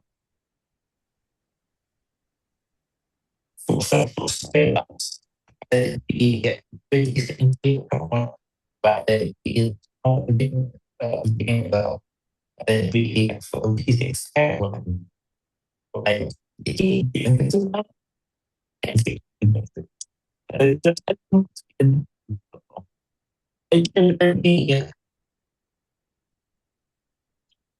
All right. Hey, Steph, is So is Sears breaking up for you? yeah, no, definitely is. Okay, Um, I have to make but sure I wasn't tripping. Yeah, you sound like you're no, getting no, no. like face fucked by Wally right now, bro. Yo, why? face fucked by Wally is insane. Yeah, face fucked by Wally is insane.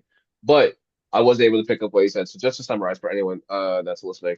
So basically, Javon's had the momentum now for a while. So which I completely agree. Javon's had the momentum, he's had the prowess, and then we've also we've had this ever long storyline of Javon being in these main event matches because he's such a big name, but they ever get to pull the trigger on him. And especially the fact that he's done things like MSG, AAA, so on and so forth. Without AAA, and the fact that he hasn't gotten a chance to fucking actually. Ooh, that reminds me. He's competing in AAA literally this weekend, I'm pretty sure. Either this weekend or next weekend. He's going after the Cruiserweight Championship against Jack Cartwheel and Laredo Kid. That's gonna be a Mm. crazy match. But back to it. Yeah, like I think that it's gonna be a really, really fun like entrance, and I think it's gonna be a way to really capitalize and pull off the momentum that Javon has had. And yeah, it's incredibly overdue for Javon to be NXT champion. Plus, there's only so much room left for him to be the youngest because he's Yeah, 21. How he getting up he, there. yo, that's crazy. Getting up there when you talk about 21-year-olds is insane.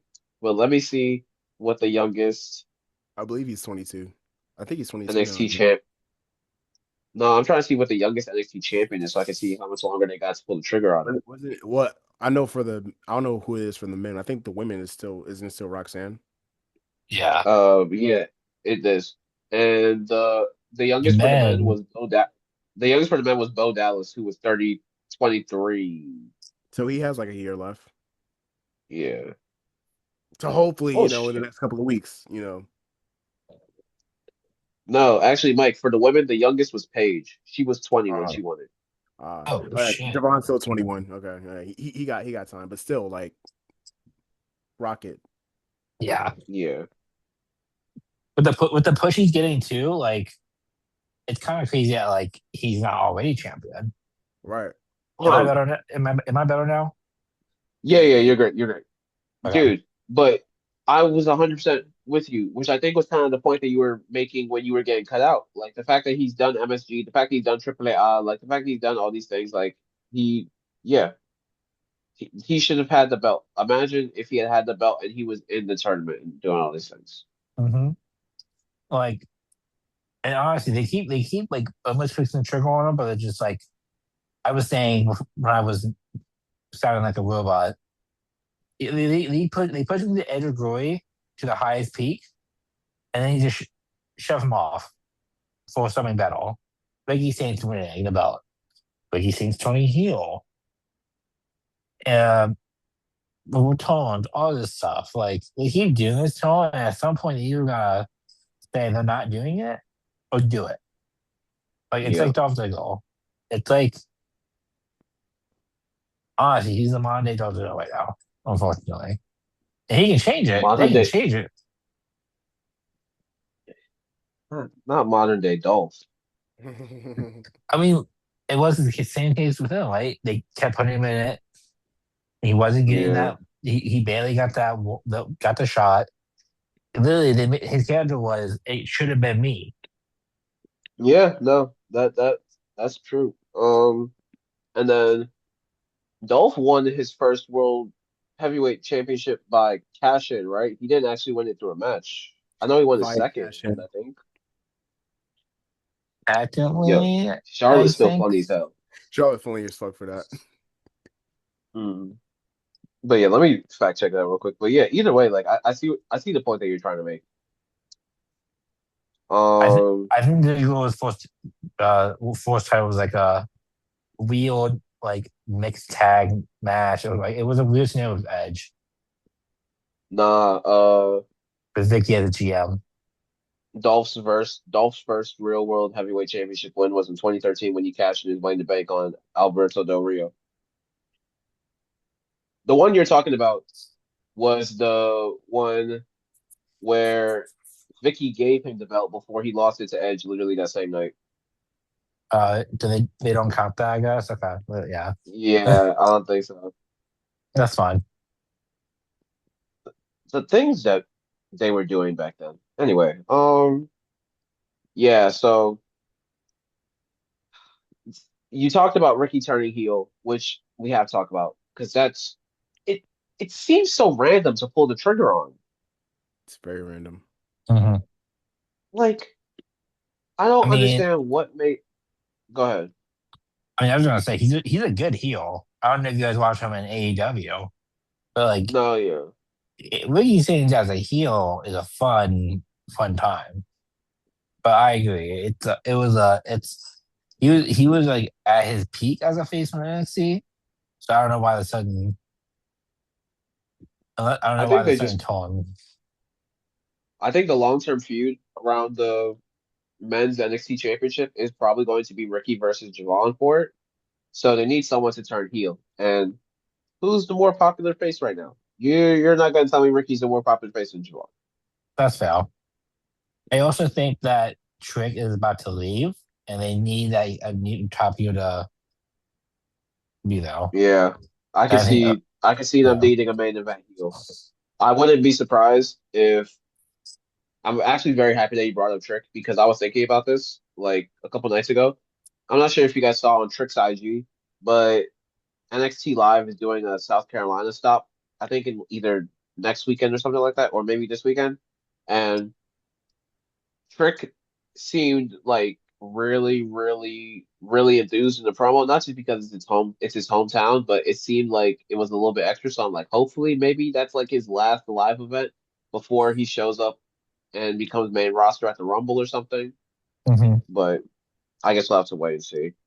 Um, Open to God. Like honestly, I don't think this overweight will be long. I don't think so either. I think it's very transitional. Yep. Honestly, he could lose that shit at New Year's Evil. Yeah. I mean, that would be ideal. That way he can go right into the Rumble, and just boop, boop, boop, up to SmackDown right after. Hmm. Um, Would it be long after the his match with Cody to the main Yep. to the main the WWE universe would be Cody, like take the who the pen, dog.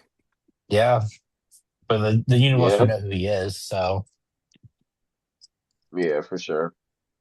All right, real quick. So since we've been talking a lot about Saturday's main event, I do want us to talk about some of our favorite Cena moments because this is his last week as an active wrestler, like really, really, really quickly. And also, we're gonna go through real quick and we'll just really get quickly give our Saturday night main, main event predictions. Do you guys want to do predictions first, or do you guys want to talk Cena moments first? or should we do AEW first and then wrap with main event and Cena moments? We're not We doing could do anything that. now. We could do that. We could do that. I'm fine with that. So AEW Dynamite happened last night, and we finally got the finals in the women's tag team tournament. I'm not gonna lie, I don't remember who the fuck I had winning this first go around. I think I had the timeless love bombs, I but also had the timeless sadly, love I was winning first.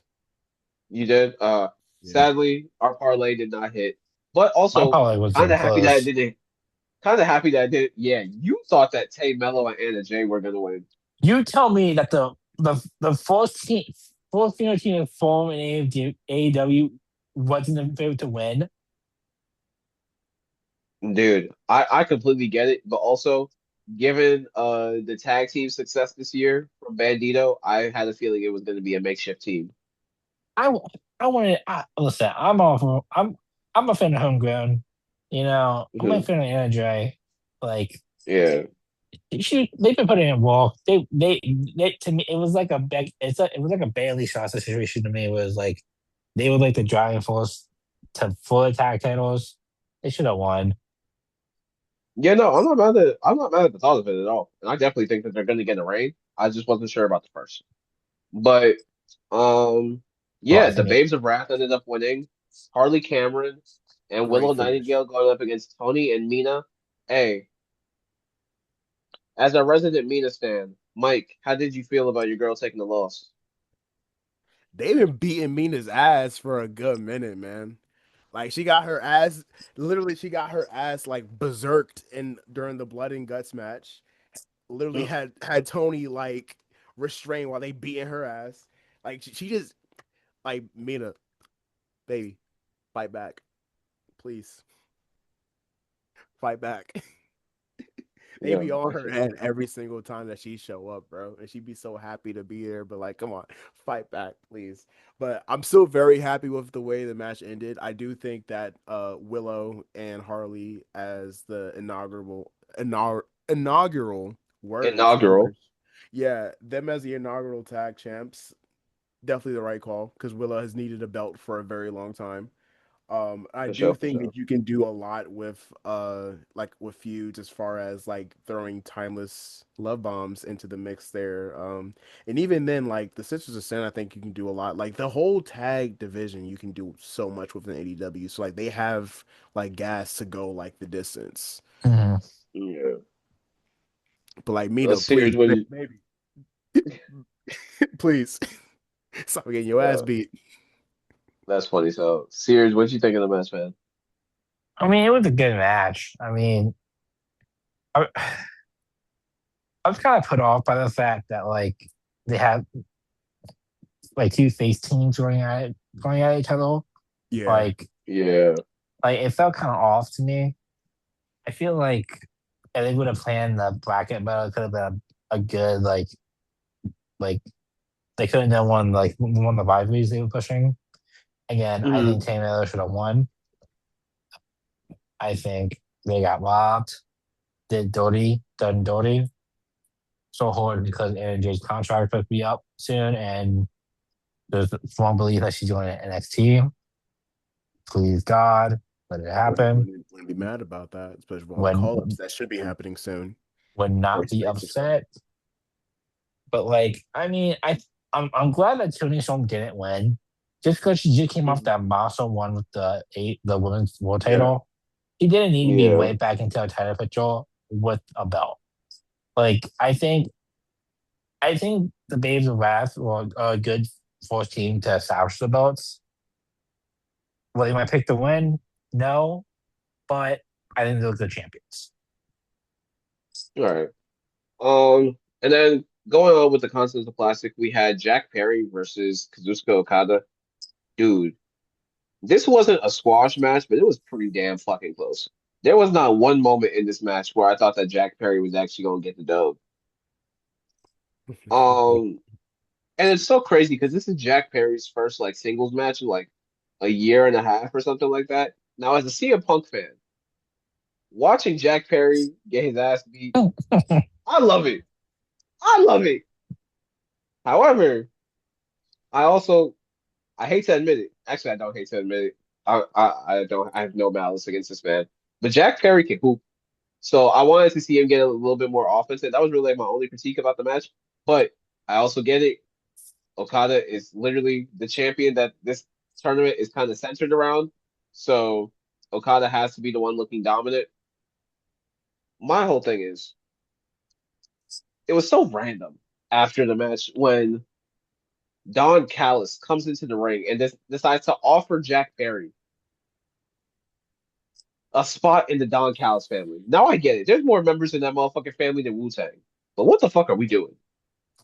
Kyle thinks he's a Pokemon master, gotta collect them all. You More. really do. That's kind of where my head is at. Like, what the fuck? I was just like, I, but go ahead. I mean, Jack Perry wasn't supposed to be in the tournament in the fourth place, but I can definitely see Yeah. him losing the next four matches. Like, You think they're gonna have him job out the whole tournament? yeah, listen, I don't know, dude. Like, I mean, I think we all know where this is going. So, like, I don't see the tournament's kind of pointless when you know what's about to happen. Do Like, you think it's going do you think it's going Okada to Kesha too? yeah, Yeah, yeah. Like it's the writing is on the fucking wall. like, It's go it's going Okada to Kesha for sure. it's kind of Uh ridiculous. man. But it's giving us fun matches. And dude, I think we arguably may have had one of the best matches in the tournament so far. Like I thought that Kevin Knight, that Speedball, no, I thought that Kevin Knight and Kyle Fletcher match was going to be a hard match to beat in the Continental Classic. But somehow, Speedball Mike Bailey and Kyle Fletcher may have topped it. That motherfucker was beautiful.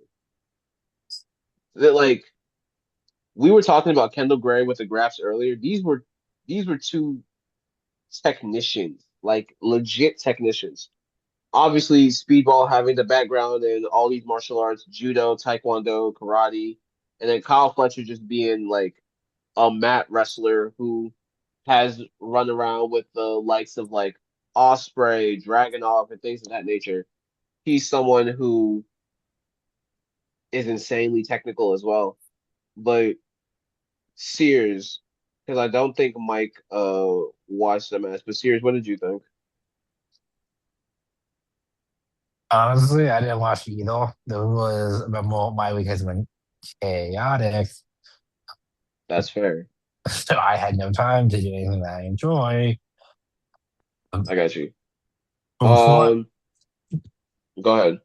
from what I see online, like I mean, I'm not surprised you're putting it in high regards. I mean, like obviously we know what Kyle Fletcher is capable of. One the Mm, one of the future top stars of this industry. Steve May Bailey, absolutely. we've seen his work in NXT. We've seen it TNA. I did it Yeah. again. TNA. Hey, at this point, it's NXT. You feel me? And yours and columns of Rose and Rose of columns for you. Uh, Hmm. but like I mean, put him at the right opponent and he can make magic too. So Yeah, so I'm not surprised. It's like these are two young talent guys with full of talent, like agile, technical skills. I mean, it makes sense. It is what it was.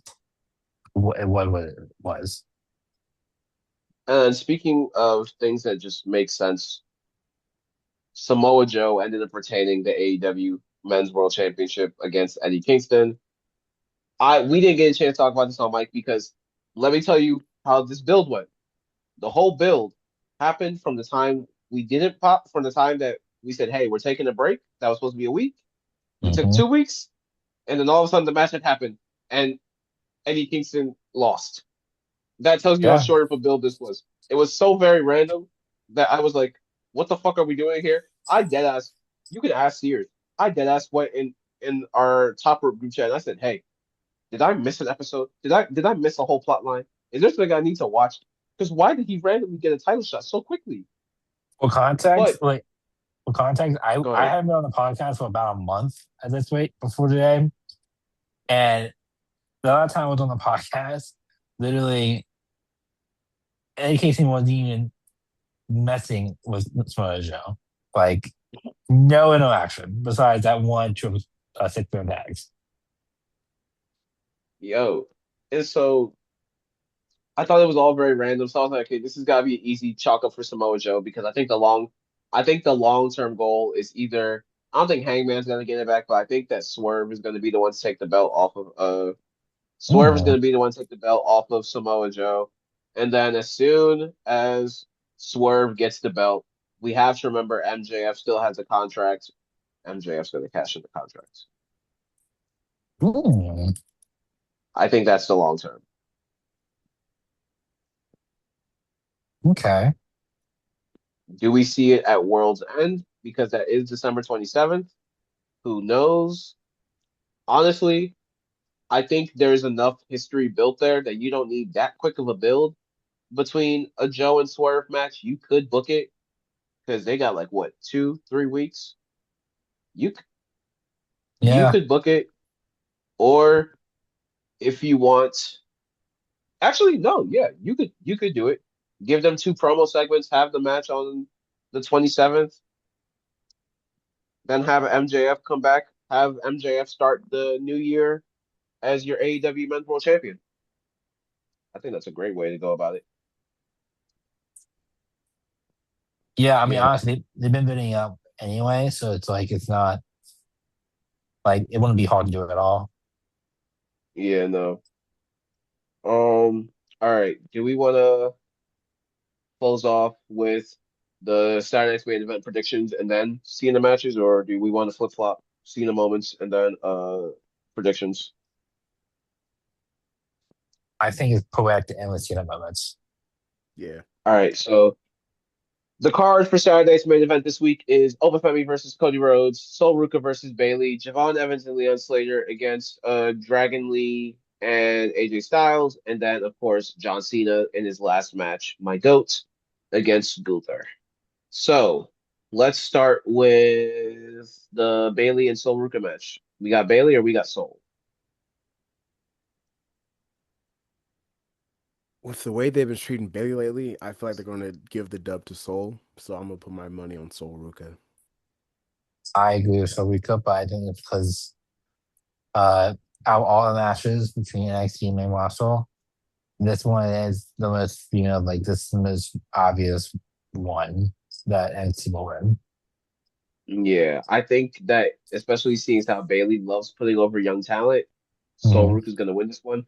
And this is the only match where no one has to be protected. Like Yeah. Mm-hmm. no one really has to be protected in this match. Everybody else does to some level because they either have a championship or because they're the fucking GOAT.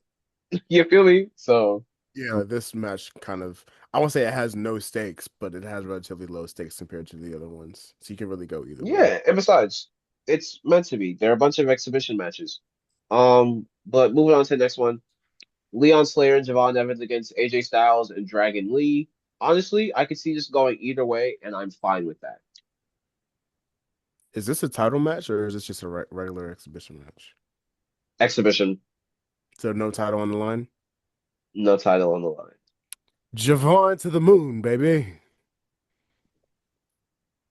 Okay, I think with the meaning of that night being about the younger talent, I think that we will see Javon and Slade will win. And also imagine like TNA got benefit for somehow. Like the main star getting one of the top stars being on a big card like this, they have Yeah. to be like, listen, this, that was ideal. Definitely with Oh, this, speaking def, of, definitely with this new TV deal on the horizon that just happened. yeah. Yeah, no, you're 100% right. Here's the thing though. I'll go the opposite direction. I think that they can still benefit from just having them on the card, and Mm-hmm. then they just show out like they always do. But AJ and Dragon Lee still win because we are heading into AJ's retirement year right behind them, right behind Mm-hmm. Cena. And then Dragon Lee is also still a young talent that needs to be set up as well, especially seeing as how this is his first championship on the main roster.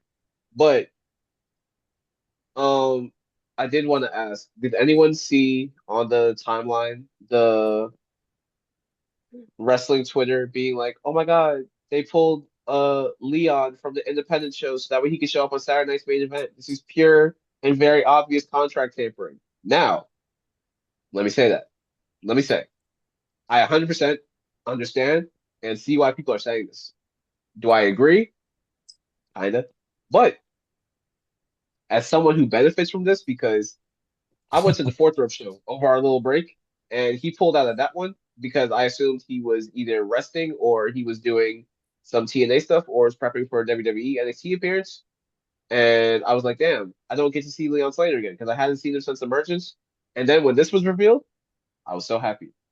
So I won either way. Sorry. Sorry to Rev Pro. Sorry to WXW. Like, respectfully, great independent promotions. I love Rev Pro.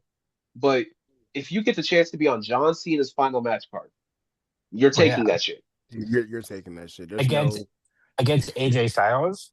yeah, there's no Yeah, reality where he's not taking that chance. Yeah, I would refund them independence their money so fucking quick, dog. Oh man. But yeah, I'll go the opposite direction. I'll say that AJ and Dragon Lee are gonna win this just because I think that also the way how this WWE TNA partnership has been working, I cannot see TNA getting any sort of win on the board. I really can't. Um, who else? Oh, we didn't talk about Cody and Oba. Cody, Oba. I got Oba, but because of Drew interference. I also have Oba. yeah, I Due agree. to interference, I would say due to interference or clean. Just in general, like whether it's interference or not, I feel like to properly establish Oba because he is main roster bound. Like there's no way that he's not main roster bound at this point. I feel like Mhm. just to keep like canonicity with how he is in NXT, bringing him up to main, there is no scenario where he loses in any fashion. That just discredits him as a character. Okay. Sears, and you said yours is due to interference, right? I think it's like not like a major interference, but I think it's enough a distraction enough to make it a not as dirty win for Oba. Yeah.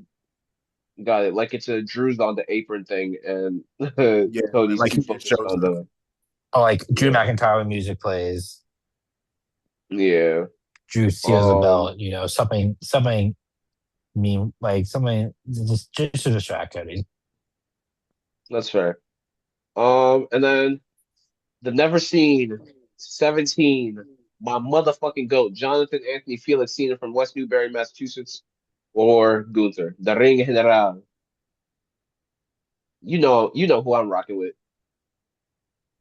I got Peacemaker in five. Come on, baby. The never seen 17. Unfortunately, I know how WWE works. You Oh, don't see fraud.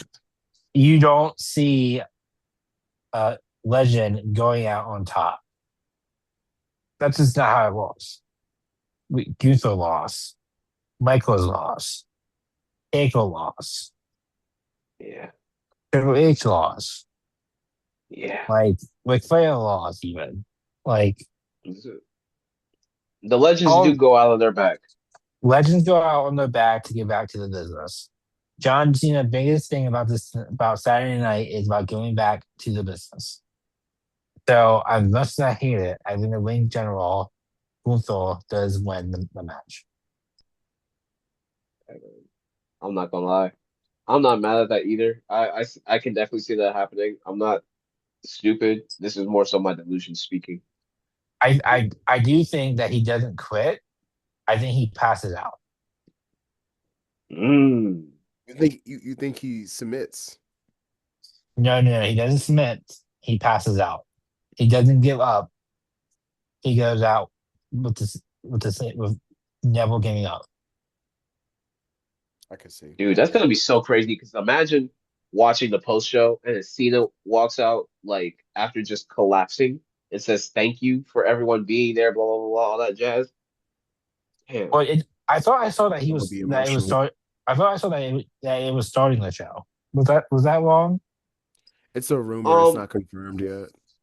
yeah, to be honest, we have no idea which direction it's heading. Because I'm not gonna lie, when he talked about it on the Kimmel interview, he said that he wanted to open, but it wasn't confirmed. It's weirded Okay. very vaguely. And Yeah, then but he we're never said getting he was reports going to. afterwards that are saying that he's headlining. We're saying some that are saying he's opening, so it's yet to be We gonna find really out confirmed. Saturday at 8 o'clock. Exactly. We're gonna find out Saturday.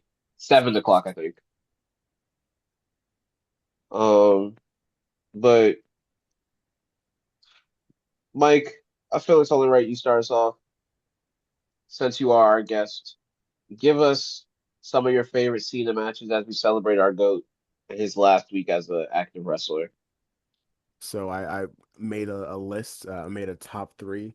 I don't have Mhm. as deep a knowledge of male wrestling as my compatriots here. So my list is mostly a little recent. But my Mhm. first match is one that I did see when I was a youngin, still getting into it. Mhm. But John Cena versus Dave Bautista in the I Quit match. That's my favorite Cena Mm. match. That Immaculate shit was taste. hard. That shit Immaculate was hard. taste. And then my others to round out my top three, I got the Cody SummerSlam 25 match, and then his match with Sami Zayn during the Open Challenge earlier this year. Mm. Because those were I'm not definitely mad. highlights of his whole retirement tour. And I feel like the Cody match, like from what I've seen, easily one of like top 10 John Cena match, like out of all of his matches. And like I don't know, I just loved the sentiment of Cena opening up Sammy's US, open challenge. Like him being the Mhm. first opponent, just it was nice, Yeah, and to giving him the christening and all that. yeah, like that really established the belt. And I feel like that's like the lineage of that belt, like the weight of that belt is so much better because Cena being the first opponent. Mhm. Like I feel like he just added so much to it. And I wish we could have got like Ilya versus Cena too, like as part of that open challenge as well, because that probably would Mhm. have ate crazy. But yeah, well, I guess we'll never know now. No, I get that. Sears, do you want to go or should I? I'll go next because you're the bigger Cena fan than I am. Uh, Go ahead. I think, to be honest, I'm not the biggest Cena fan. However, I do.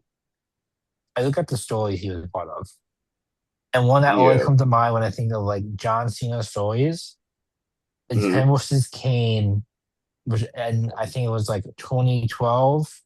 But I mentioned it Yeah, earlier, something but like that. the never give up storyline.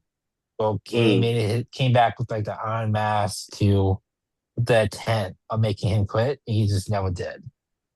I think that's the story that spoke to a lot of people, and I think myself included. I also always enjoyed uh, watching Cena in the Chamber. I mean, Cena in Mm. the Chamber is always a good time. But my favorite Cena match of all time would have to be Punk versus Cena. Money in the Bank, Chicago. Like Immaculate fucking match. the Immaculate storytelling, fucking match. the match itself, great. Nah, that's a good pick. Solid, solid, solid picks. All right. I'm gonna try and stick to three because y'all did. So my personal favorite Cena moment, because this is the only time I've ever seen Cena live before Saturday. SummerSlam 2025. I think it's really, really good moment. Anyone who's been following our socials knows that I posted the vlog up there. I went with my partner. We made it a whole weekend. It was a really, really great time. And so being able to see someone who was my favorite wrestler like my whole life, told my story with wrestling before. Like I was kind of into it as a kid because it was around me, by the people I was hanging out around with, but I got out of it, and I just got back into it like around 40. So to see someone who's really been a constant like presence in my life as far as inspiration and things like that, like uh with Cena finally for the first time, yeah, that was really, really dope. Um I low-key want to say when he showed up at 40, because that really like no one was expecting for the main event of 40 to essentially be Avengers Endgame. Like no one saw that coming. I think I So did. I think that really you saw Stone Cold, The Undertaker, and all of them come back. I think I recall like calling everybody but the Undertaker. All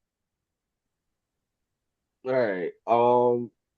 But yeah, like I think that's not one of my official moments, but that might be like my honorable mention. Like, because that was just a really cool moment.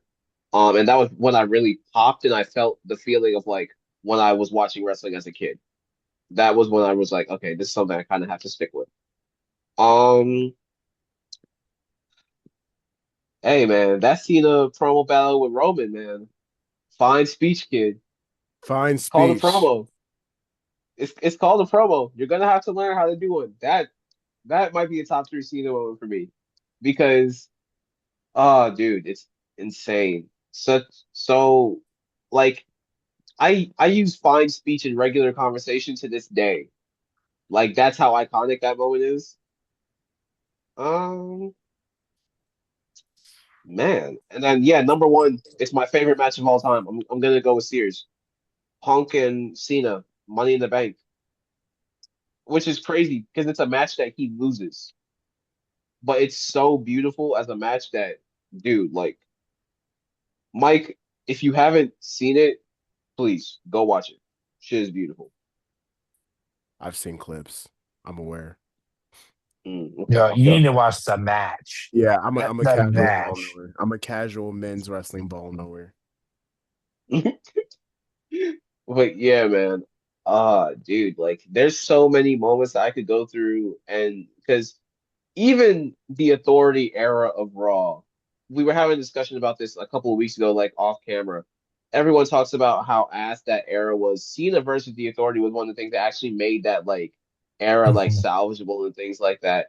There's so, or I could go down to the Eddie Guerrero street fight. Like there's so many parts of Cena's career that I'm like enthralled by. And of course, once and twice in a lifetime, like as much as I don't think that they're either of The Rock or Cena's best Mania matches, that was such a moment that like, dude, like even the songs that were part of those promo packages are still played to this fucking day and associated with that. So,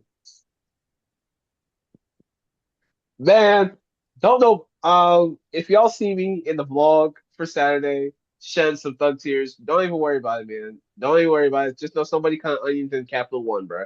That's really it. You can't see me and you can't see my tears on Saturday. You're 100% right, Mike. But let's close this bitch out. Mike, plug what you got. Where can they find you? Tell them what you got coming up. All that jazz. Yeah. So like Steph says, I also make music. Find me on all platforms, Azure The Paradox. My boy Ben Stroker just dropped a banger new album. I'm on there on a song called Rob Pat. Also got a show Yo, yo, yo, yo. tomorrow in DC with my boy C Yo, yo, Wade. yo, yo. Shift, we going up and I'm playing some new shit. So, if you like good music, you like supporting black art, swing by, pick up a ticket online on Eventbrite and let's rock out tomorrow. Other than that, we cooking, we chefing, as we do. Yeah. Sears, where can they find you? What you got coming up? How you feeling? Just you know a typical closer. Unlike my brother's here, I'm not out as at all. I don't do shows. I don't do music. You won't find me on all streaming platforms. Just where we put where the podcast is shared. Uh, Uh-huh. I guess you can find me on Instagram. I'm private, so you probably won't. If I don't know you, you won't find me. So if you want to Never find me, seen. I've never seen Jacob Seals profile. Yes. The never seen the never seen Jacob T is crazy. Never seen Jacob T. Seals profile. But yeah, just follow the podcast. You want to keep up with me. Come on, man. We love to see it. And as always, it's your boy, known by many names. So many names. Like the Chocolate City Saint, the Left-Hand Instruction, the Potter of All Worlds, El Misterio Negro, the Beijing Bulldozer, the Cameroonian Nightmare, uh, the Straight Edge Superstar, the Raid S Superstar, the EST and the DMV.